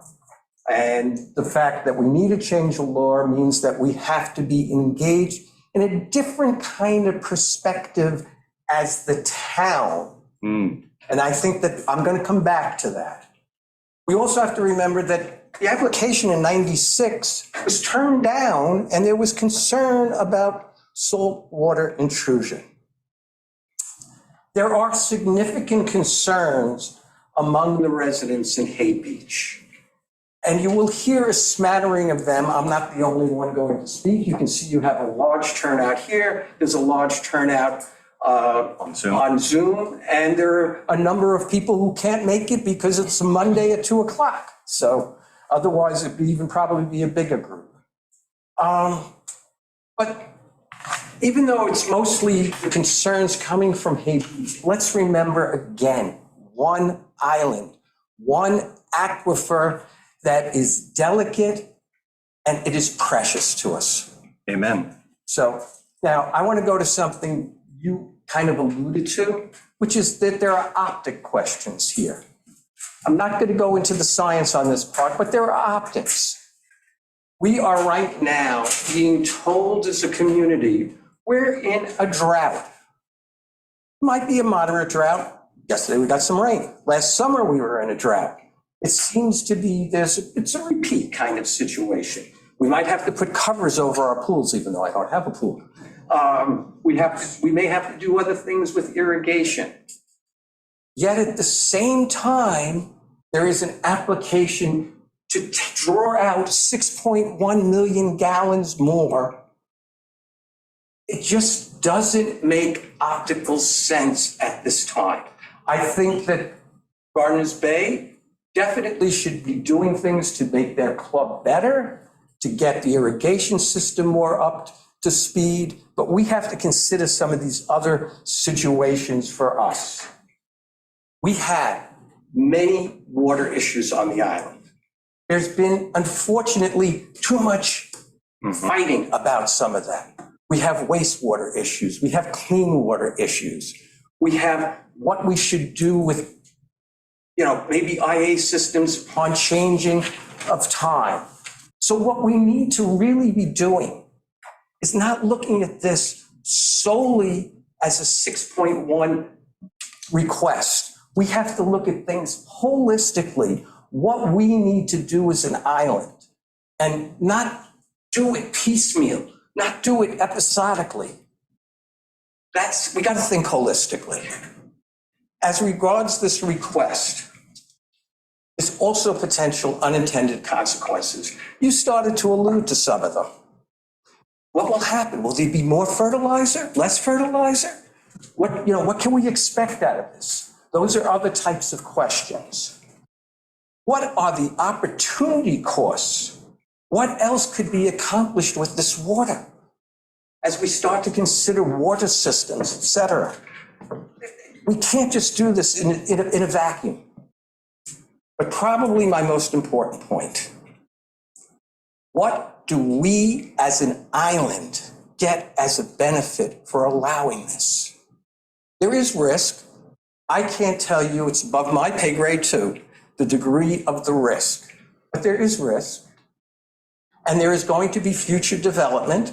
Hay Beach isn't fully built up. There could be, there's climate change, there's risks. Greg tried to give a little idea of, there wasn't enough in the report about that. What's the reward? What is our benefit as an island for this? My understanding is that more of the members that are newer members that keep joining are joining from off island. What do we get back? I'm not saying I would never support anything, but right now, under the circumstances, it just doesn't seem ready, right, or built. Thanks. Thank you, Bill. Yeah. Stephen Jacobs, Hay Beach.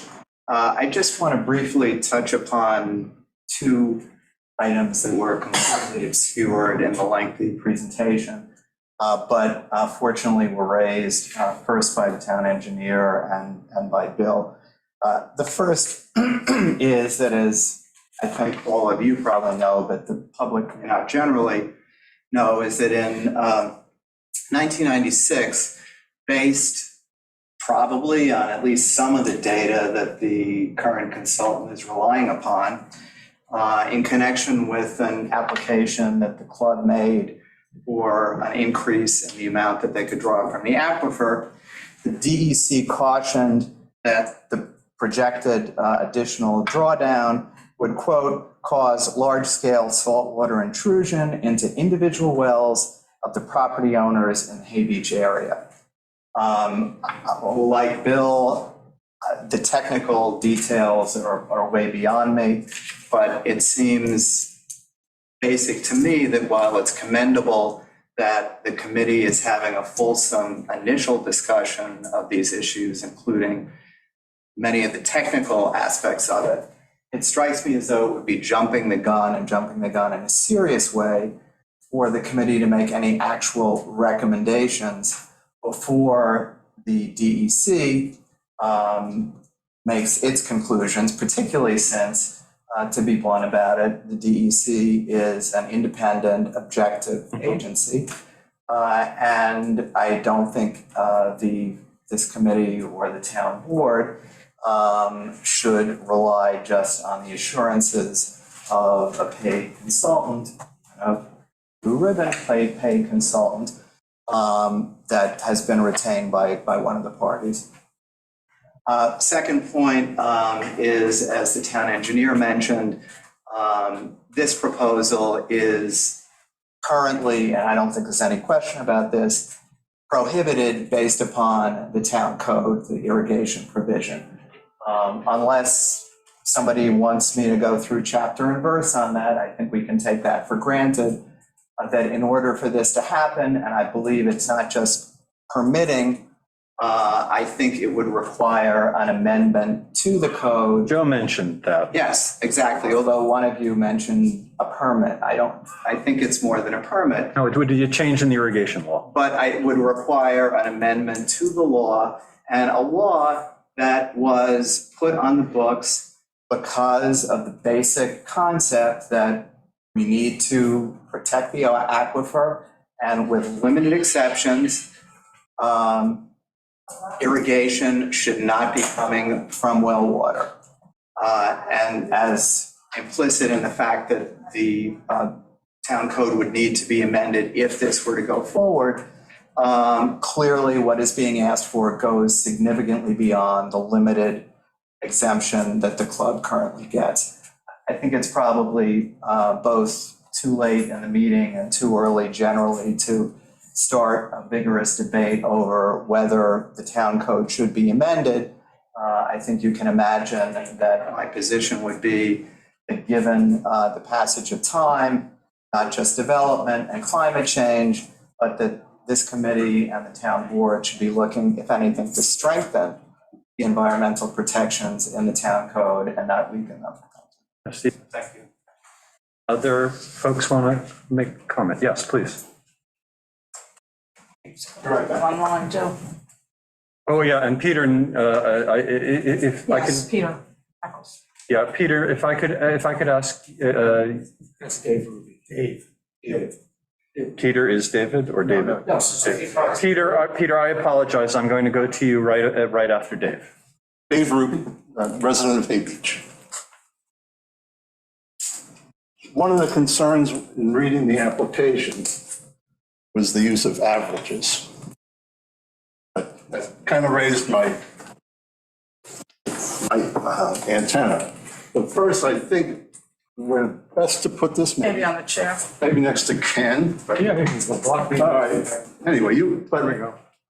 Can you put up this comes from the appendix 3 of the application. Could you just turn the Dave, I chair think so we maybe- can see? Yeah, well, I'm trying to, it should be on the screens also. Coco, you put that. Anyway, You do, I think, have that page. yeah, it's on there. We had it available. We downloaded it before. And if anybody's interested, the report that he's talking about is on the WAC website, yes? Right. So if somebody, And if somebody has the hard copy, it's in the PDF pages, pagination, it's page 78 to start with, if somebody's following along. Anyway, this is the proposed irrigation demand. You'll notice this is 104,000 gallons per acre per month. That's what they're asking to irrigate. If you translate that to acre feet, an acre foot is 325,000 gallons, so 4 inches of water over 1 acre for a month. That's a rice field. 182,000 gallons a day irrigation. This is in July. 182,000 gallons a day. And 20 days in July. For those who are saying, well, the pumps are going on and off. So you have 3 pumps going at 21,000 gallons per hour. To get to this number, 3 pumps running 8.5 hours a day. So it's a lot of water in July.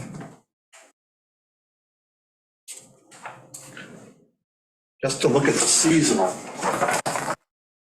Again, we're talking about 12 million gallons a year. When you look at what they're proposing for the season, this is what you get.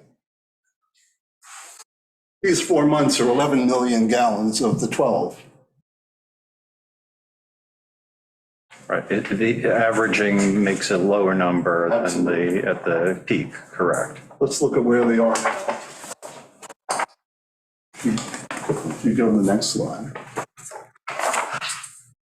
Blue chart, the blue columns are where they are now. And this happened to be a good year. I guess you can't see the whole, you see most of it there. This happened to be a good year in July because there was 6 inches of rain. If you follow the pattern of most of the other years, July would be up at 2 million gallons. So the data that was presented in the application is sort of in. Best case in some ways. Yeah, but the precipitation data wasn't in there. I had to go back to Riverhead to get that.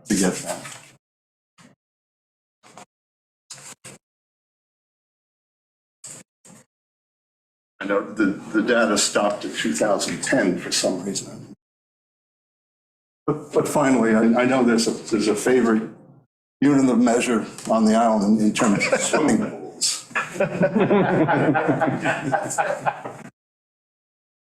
Let's go to swimming pools. This is how many swimming pools you're going to be filling, not topping off, filling. And these are not backyard swimming pools. These are 75,000 gallons each, filling each month. So if Gardeners Bay wanted to go out of business, they could maybe go into business as a water company or something.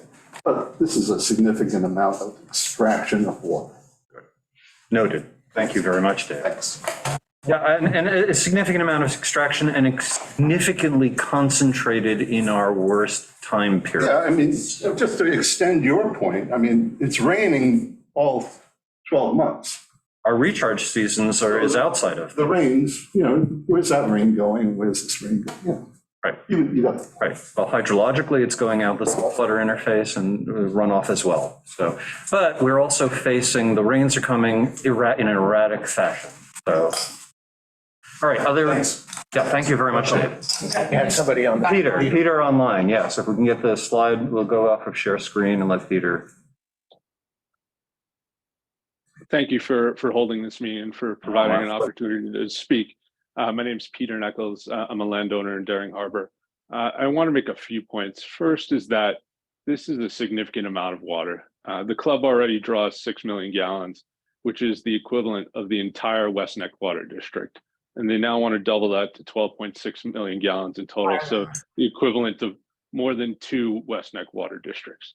The application also comes at a time when the town is pursuing several initiatives related to water. As others have mentioned, there's a push for all residents to save water as we're currently in a moderate drought. There's the exploration of public water alternatives in the Center Triangle, which is actually not that far from the club.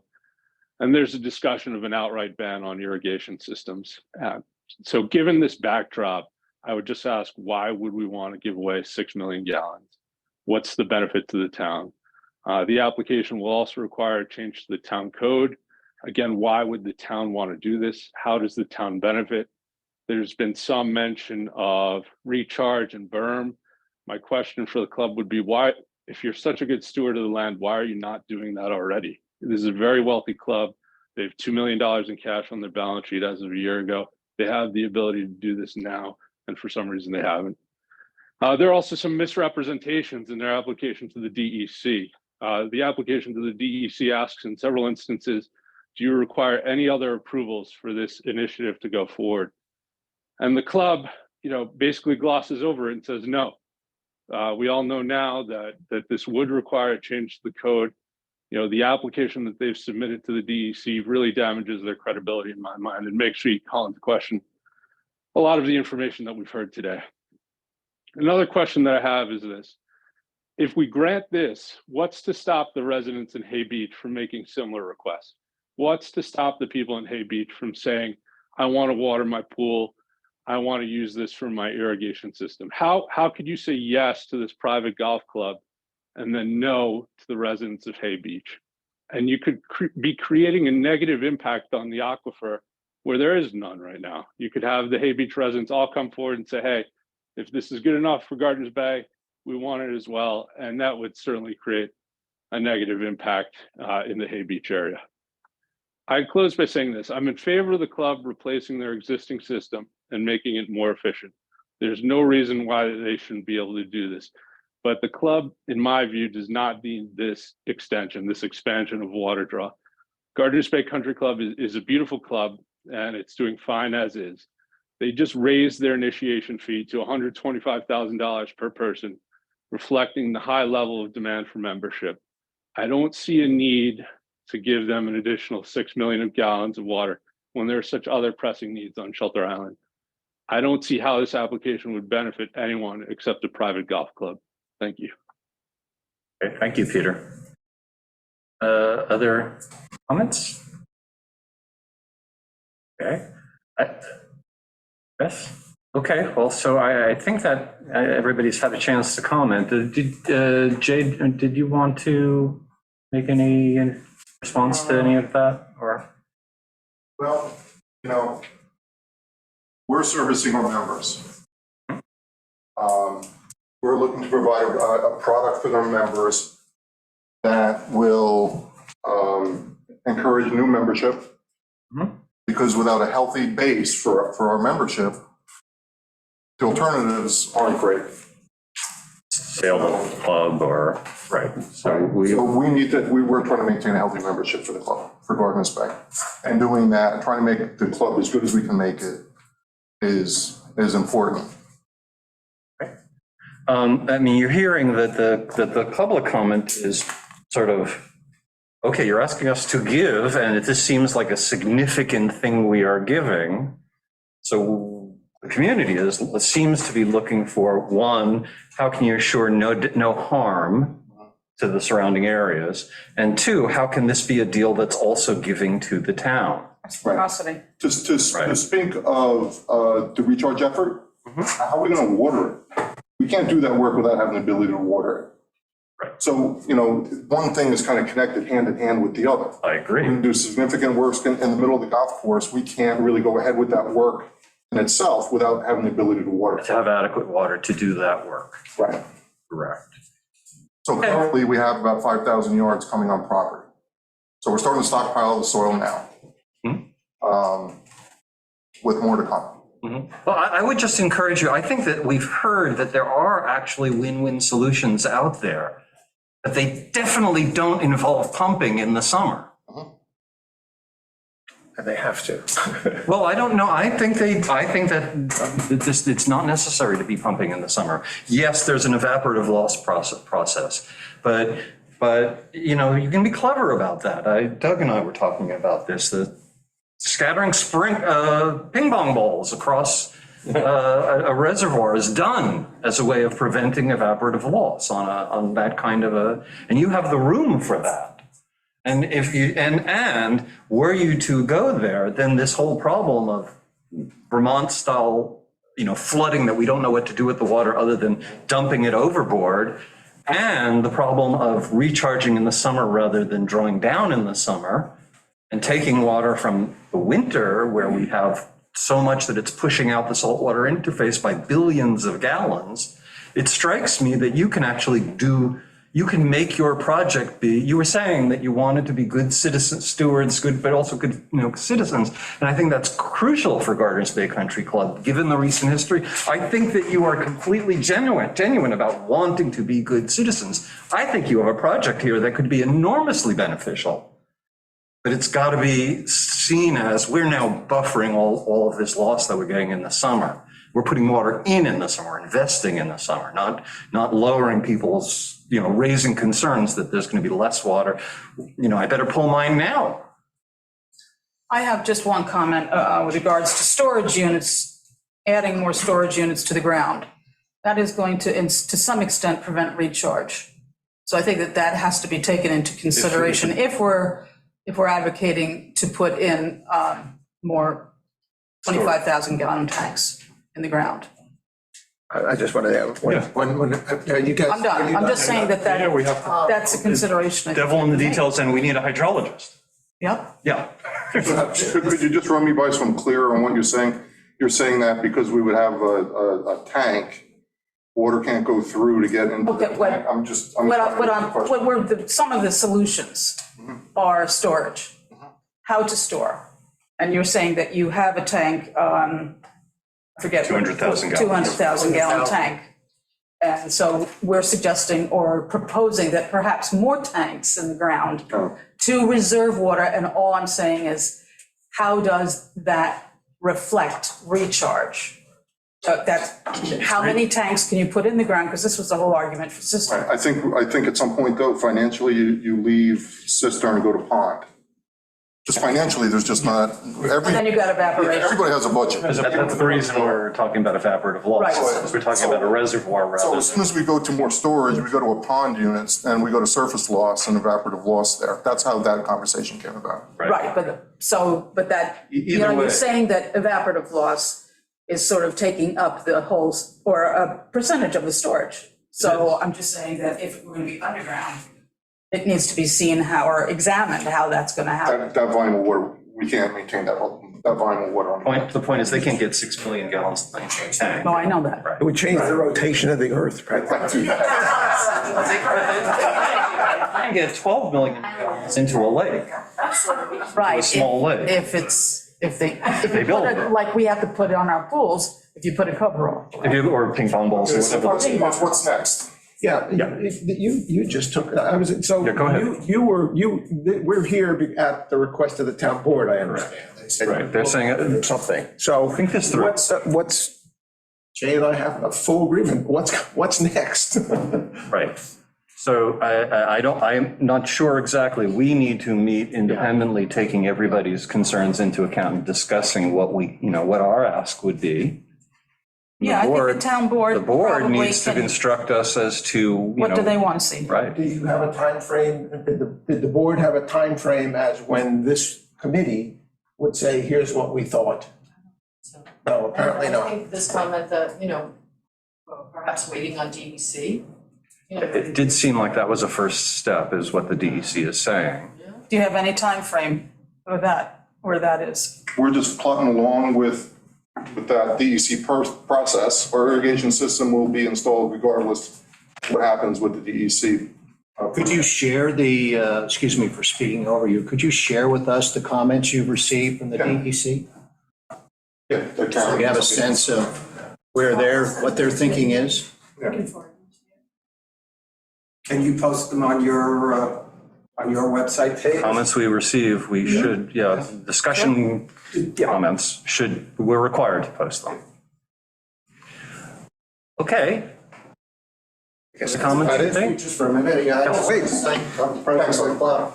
And, I've taken a lot of notes here today, to listen to what everybody's saying here and what their comments are on the community and the like, which is, I think, the purpose of this meeting. We wanted to have this meeting so we can, we gave the science, okay? And obviously, this is not only about the science, but a much broader spectrum of things that the community How the community functions together. wants to accomplish together. So I think that, just as you're gonna do with your committee, I need to reconvene with my committee and go through the notes. And what are the things that are concerns and what are, reasonable for us to do in one way or another, okay? My apologies, what is your committee? He's the president of the club. Okay, thank you. So I kind of Got it. this Got it. initiative. Now I understand the use of the word. Okay. So I think we need to go back and kind of look at what are the asks that we've heard here today. There's quite a few, and I'm sure I've missed some, and if not asking too much, if this committee would be willing to send to us, a summary of your major asks, if you will, from the club, then we would like to take those to our committee and review them, okay? And review them in a number of ways. The most important one being things like firming, things like, trying to recharge the water that comes off. During the summer months, Off the property, okay? We'd like to do that, but there's a cost to that. So how do we share that burden of cost? Are there grants that we could be, applying for and things like that? Although one of the fellows that, alluded to a $2 million balance sheet. $2 million balance sheet was an accumulation of money that took place over a 10-year period because when we purchased the land, we put in an obligation for the club to put aside $200,000 every year toward a repayment of the mortgage, okay? So that $2 million evaporated overnight, okay? So I think it's a misnomer to say that this club is floating in money. It's not, okay? It's got a strong balance sheet, it's got a strong financial statement. However, it's not, we don't have $10 million on the books, we don't have the $2 million anymore. So, anything that needs to be done, we need to look at our budgets on everything else that we do. And then. Numbers have to work out. Right. Can I just ask a question? How do you propose financing this project? Which project? The project The as project is. we're talking about here. So we have two things that are taking place. One is we're replacing the irrigation system. The irrigation system is a maintenance issue, okay? Just like, if your roof goes, you have to replace it. This system is 30 years old, it's no longer functional, we're living on Band-Aids. So we put a proposal to membership because we can't do any project over a certain amount of money without member approval. It's a $3.5 million project, we're financing $2 million of it, and the members paid the other $1.5 million. $1 million for an assessment. And the other project, it'll be based on whether or not we generate enough capital through initiation fees over the next couple of years, because the project can't take place until after we put the new irrigation system in. So any improvements that we do on the course will not take place for another couple of years. Okay. So that's why we're embarking on trying to get the additional allocation of water by the time we have the money and the resources to go and do some sort of renovation. And when we talk about the renovation, it's not, we call it a renovation, but in reality, it's also a maintenance issue as well, just like we do with the irrigation system. Our bunkers, the average life of a bunker is 20 years. Ours haven't been, upgraded in 30, okay? So we're really just maintaining the course through this project. We're not, it'll have improvements because we can, we'll move them into more strategic places, but in reality, what we're doing is just fixing something that's broken, okay? So these are just, some things for you guys to be aware of. But I think the course is important to the island. I think it brings value to the island. It brings, there's 2/3 of the people that belong to the course are from the island, okay? So, I think it's an important resource to the island. Okay, thank you. Thank you.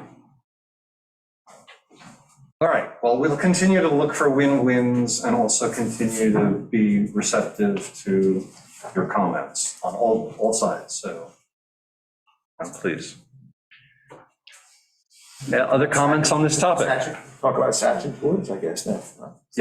Yeah, let's briefly touch on Sachem's Woods. So I don't know how many of us were present at Joe's presentation to the board about the. McCorney? No. Fenora. Sorry, so there are two aspects to the discussion of Sachem's Woods. Yeah, okay. Thank you, everybody, for coming. We're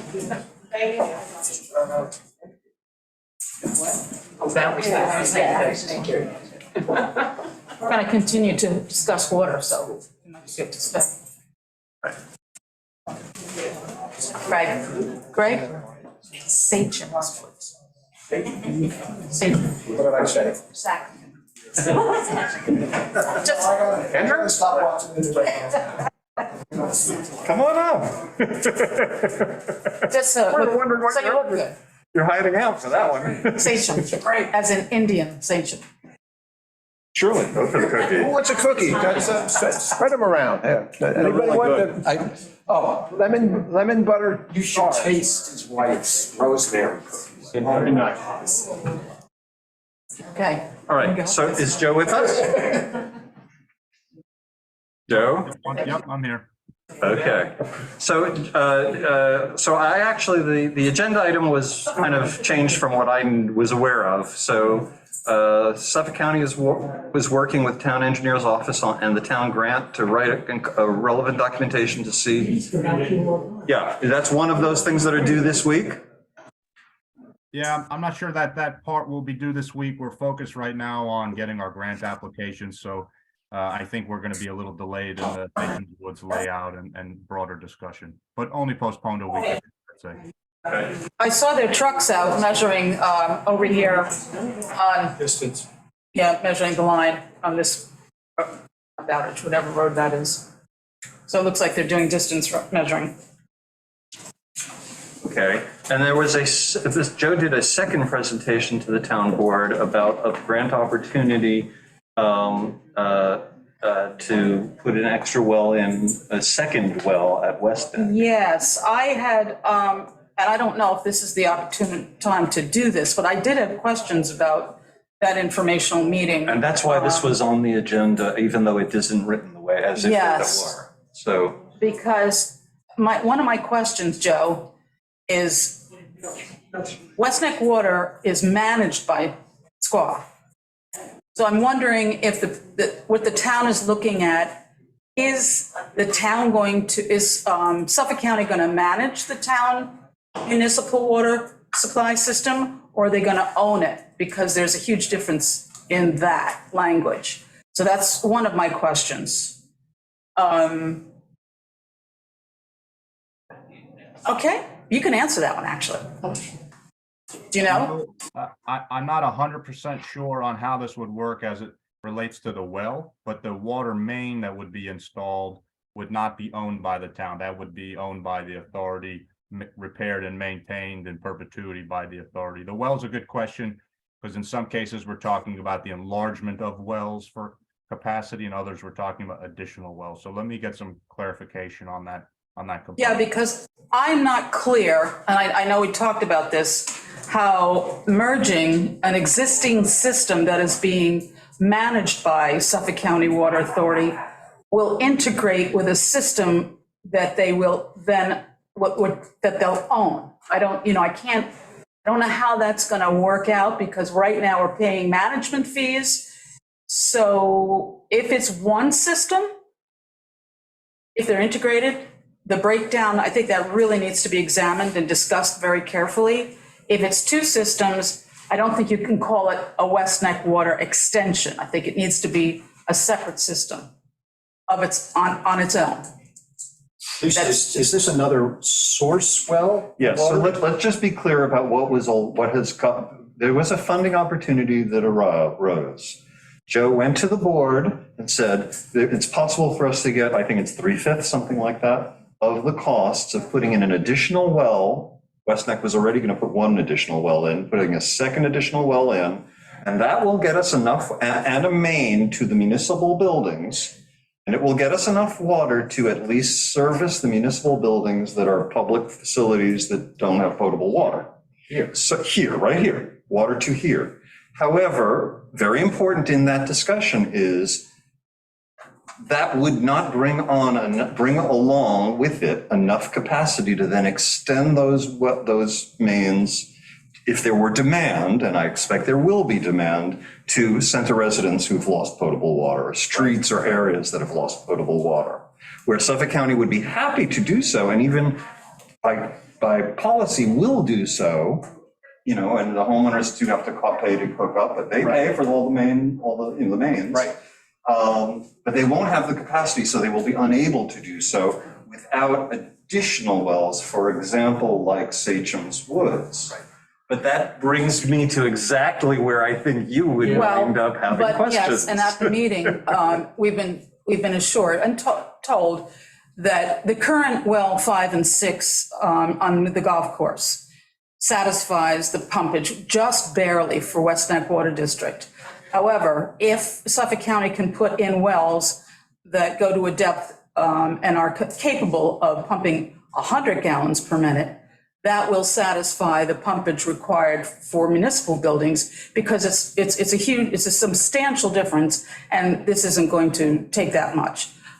So I'm hearing two different things. One, that the wells on the golf course will supply an extension of the water main and the buildings when and if they decide to go to deeper depths.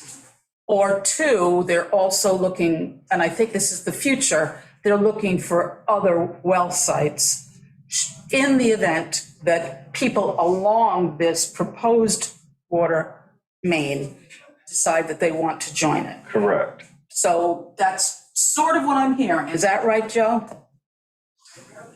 Yes, that's accurate. The effort at Sachem's Woods to understand what quality and quantity of water that resides there is a separate and distinct project and effort from this West Neck expansion of service to the municipal buildings. That project is limited in scope only to serve the municipal buildings, and it relies on supply and capacity that can be derived from the current West Neck or proposed West Neck wells.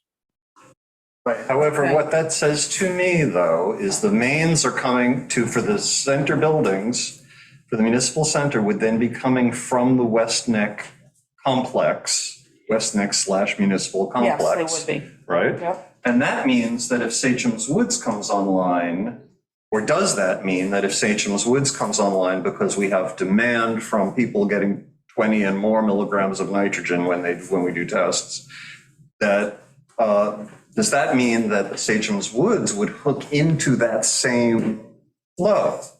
And therefore, again, be subsuming West Neck into a larger center municipal West Neck system, or would it be an independent path? I mean, we don't decide these things. We can't. I mean, that would be, it sounds like that would be an interconnect, which is reasonable and logical, because it makes sense. Interconnections are, they're redundant, but they back each other up. And so we want that. But it also speaks to the future of how the entity West Neck Water is thought of and managed. Yeah. Because now we are running a lot through the West Neck Control Center, essentially. Yes and no. I would imagine, and this is something that Suffolk County Water will have to address, they would need another pumping station.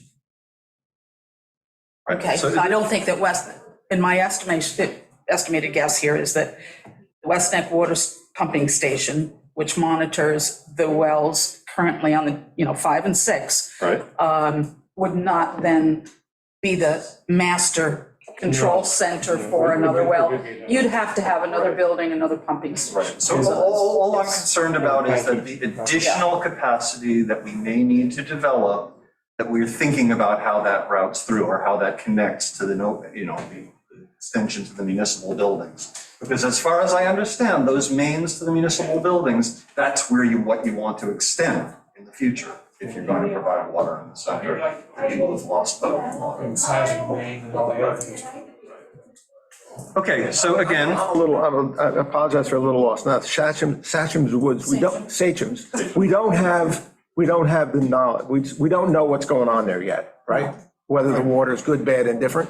Right, but Joe, these tests are being done. Yes, no, I've said right now. And so that the possible additional West Neck, right, is, no, first we should find out what's going on at Sachem's.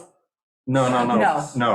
No, the Suffolk County Water right now has to fix, if you will, the wells 5 and 6 on the golf course or West Neck Water District, because we're pumping under capacity. Just near your maximum. We are probably over our maximum. Okay. That has to get done, not just because we need the water, but also the state, and agencies are requiring that we do that.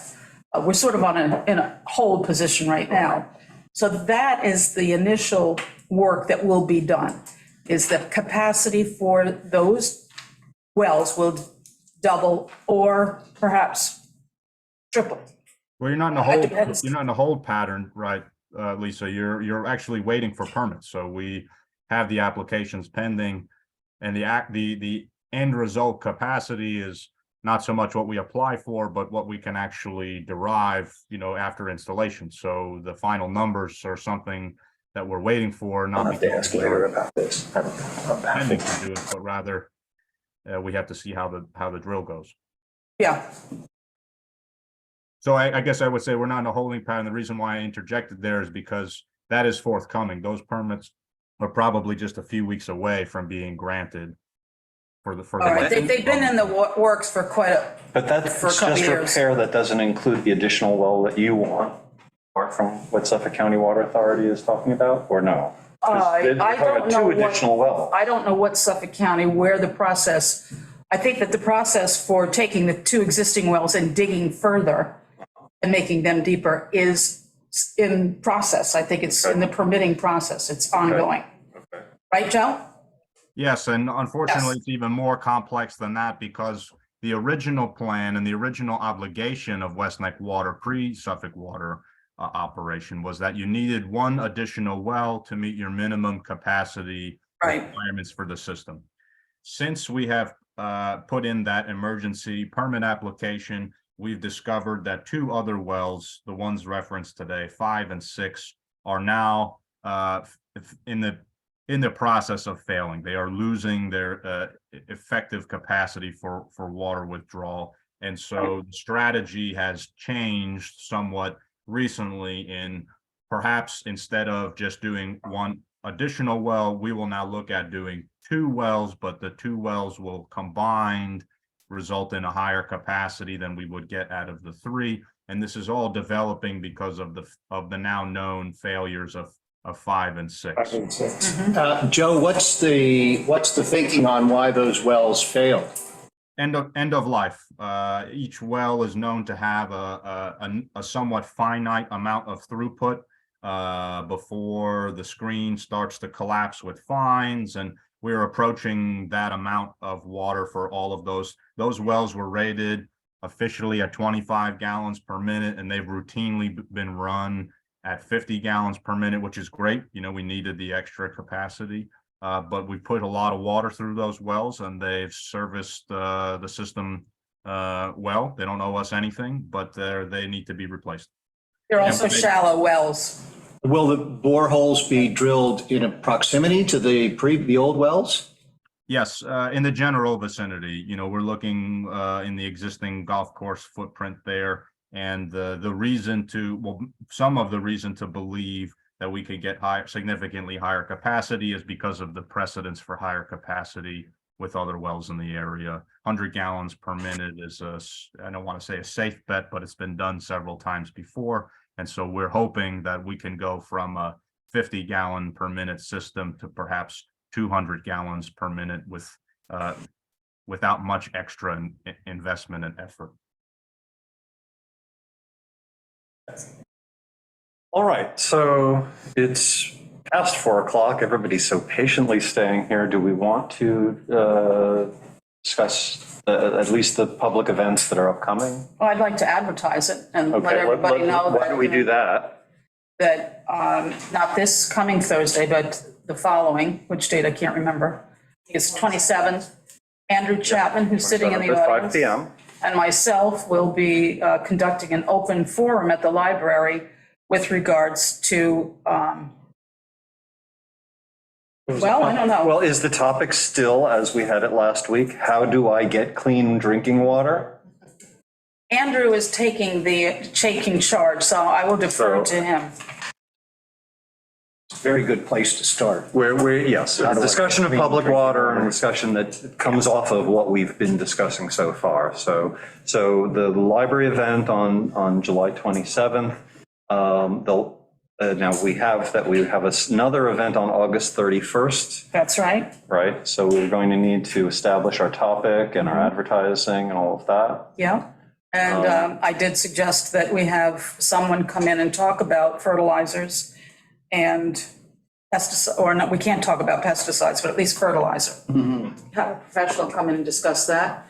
And perhaps that's also the opportunity to talk about irrigation and the sunsetting of irrigation, which I would like to ask, is that in the pipeline? Is there a timeline? Is that still discussion? It's still a list on our long list of things to do. Okay. And so, yes, I don't know exactly when, but it's on the list. So we'll work on it. Okay. I know.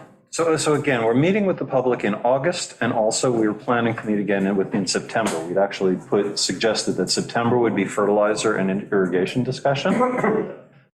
So we have a meeting between now and August 31st, but it's probably not, we probably don't want to wait until then to be planning this. Did the comp plan have some of that time? Yes, you did. Yes. You did. Well, maybe then August, we could do comp plan. Yeah, I mean, it's the library, there's a group of people that pay attention to what's going on at the library. That maybe won't get us, comp plan won't get any other way, so I would appreciate if we can come and talk about the comp plan and more. Sure. The comp plan and comprehensive plan and water for August 31st. So I think that we need to, in offline discussion, or online, but not here, discussion, think about, would we all like to participate? The more that I think we make ourselves available to the public and hear from the public personally, the better. So, And ask questions. and yeah, I ask us questions and we can ask them questions, right? One question I have, Peter, is from your meeting in June or July, what is, I don't even know what month it is, June, what was the public feedback? What did people say that they wanted to talk about? They definitely were interested. Well, how do I get water was the key. Was key. How do I get Well, water? the concerns about drinking water were I would put that at the very highest. Is there Some of those concerns were expressed by people who are not property owners. Right. People who are renters who are not controlling. They don't control. Right. And have concerns. Right. Okay, can you run that by me again? What do you mean, not property owners, renters? Yes. Okay. In other words, we had community people at different levels of, Wonderful. right, class Okay. levels in terms of. So they wanted to know effectively more about the water they're being supplied with. Right, and is there going to be, eventually, will there be water that, they imagine Don't have to themselves worry about continuing to rent, and they're wondering, Okay. will there eventually be a public water? Will there be water that somebody is looking at? My homeowner, my landlord is not looking at it. Yeah. So maybe Suffolk County Water Authority, the details about that would be apropos for. This seems very apropos. Okay. Yeah. Well, I'm just looking for guidance here. Yeah. What people's feedback was, because that will direct what we do, I think. Yeah, no, I think people really look, the other thing was, people were wanting to understand, like, can I solve this problem individualistically? Right. Does reverse osmosis filtration get us there? And we got into a little trouble in that discussion because we have to be precise about where it's a problem and where it's not a problem, where it's appropriate, where it's not appropriate. Joe was very clear about, it's very different if you're putting it in for your sink versus your toilet water. Right. Yeah. Right. So, all right. Okay. So, just. Eco-fair? Eco-fair, yeah, I will mention, I'll be speaking at the Shelterlands Association on the 29th of this month. Silver Beach Association on the 22nd. Speaking on the 22nd.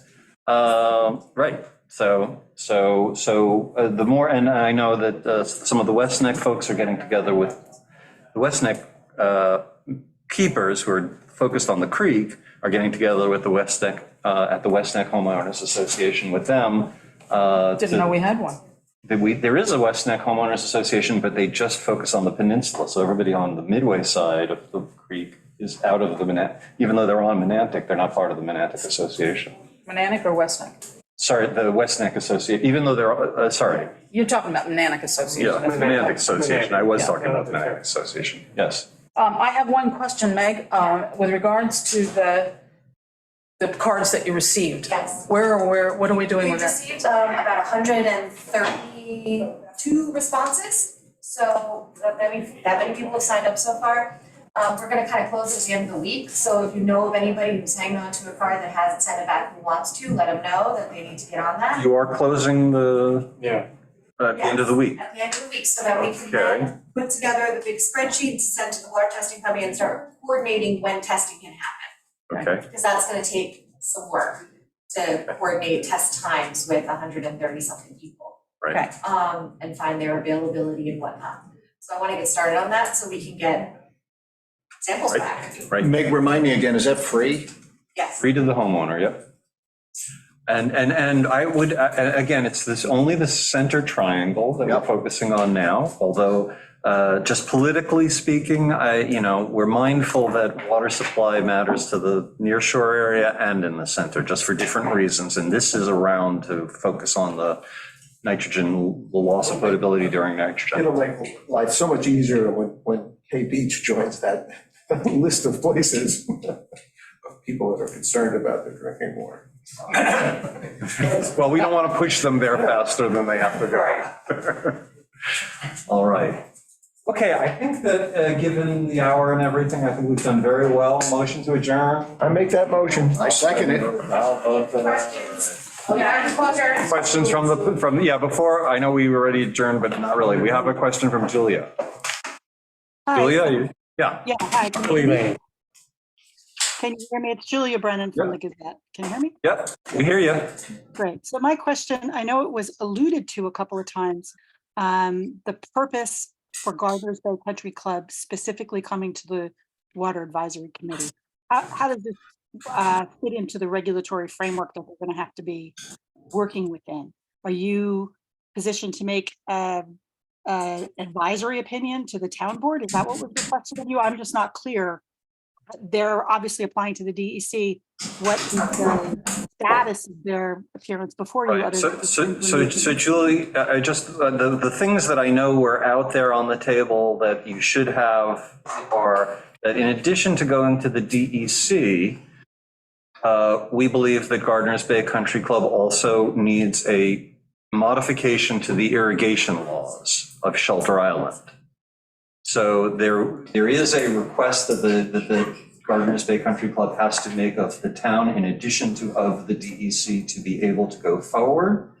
And the board has asked the Water Advisory Committee, does this make sense? Are there things we should be asking for? Are there things that we should be requiring before going ahead and even considering making a change to their irrigation laws to accommodate this? Okay, so that's the form that your advisory opinion will be, is in the context of that additional request that they're going to be required to make. They're going to, well, yes, and we're going to be discussing what we've heard because the Gardner's Bay Country Club is now asking us to be clear about what it would be that we would think would be required for this to be advisable, for them to meet our concerns. Okay, thanks, Peter. I really appreciate that clarification. I may ask another question. Greg, you mentioned that the report from the hydrologist was on the website, but it's not. But we should put that up there. Yes. I wonder if we should put your presentation. My slides. What are you all? I'd like to see that. Yes, Absolutely. I'd like to have access. Do you have it as a PDF? Just ask, Yeah. PDF, whatever. When Jay or whomever sends us the comments that they got back from the DEC, should also. Right. And I already did pass the presentation along to Coco and to Catherine and asked them to post it, so. Can I make a suggestion, and Coco's probably already got this in hand? Could this be put in like a file? Just headlined Gardner's Bay Country Club project, so that we don't have to go searching in our through PowerPoint. different. There is a SharePoint. Yes, I know, but I mean, as this information comes in, I know it's easier for me to go to a file. So as it comes in and you post it to the website, could it go under one file? You're not talking about SharePoint, you're talking about the website? I'm talking about the website. I can give it a header. Okay, that would be good, and then list everything underneath it. Under the Yeah. website? Yeah. But as things are Let's make it coming off easier. of the website, we should be ensuring that they're going into the SharePoint. Everything goes into SharePoint. Right. And filed under Under an appropriate specific topic. Correct. topic. Okay. Well, there's a GBCC one in SharePoint already. Yeah. Yeah, so we do have, usually Ken has created some pretty good, reasonable I don't know if categories. you want to use it, but it's up how you want to handle the overall water advisory data. You don't put my slides under the BCC. But no, your slide, we're happy to have. No, that's fine. Presented and available to the public, so. Make it easier for me to find. Yeah. Bill. Not related to Gardner's Bay, the Yes. meeting gets who was working with Liz and Yes. the Community Housing Board. Right. I'm a member of the Community Housing Board, but I'm not speaking in that capacity at the moment. I'm speaking just like me. I think it's consistent with what I was saying earlier. Would be silly for the Community Housing Board to be discussing water on its own. Things should be more holistic. Right. I'm sorry, I keep coming back to that word, but I think it is necessary. There's so much water-related issues, and if there's some idea in community how it needs to be thought of Absolutely. And Liz, she said as much. No, I know. She talked to us. Liz and I have had a number of. Yeah, So it's up to us to go to the housing board meetings. Right. You know, She so invited there's us to the recent one. I was not able to go to the most recent one, I but couldn't either. we will be trying to get that interchange going. And again, finding the win-wins between the two Yes. things. That's what is crucial in all of these processes. And also, you know that each project is not going to be for everywhere, but you always have to be thinking about how it interlocks with the big picture. It's not everything should be Yeah. just episodic. That's it. We very much appreciate it. Can I get a ride with you? Sure. Thank you for coming. Yeah. And, Yeah, thank you very much, actually, yes. Good meeting you guys. I love it. I love it.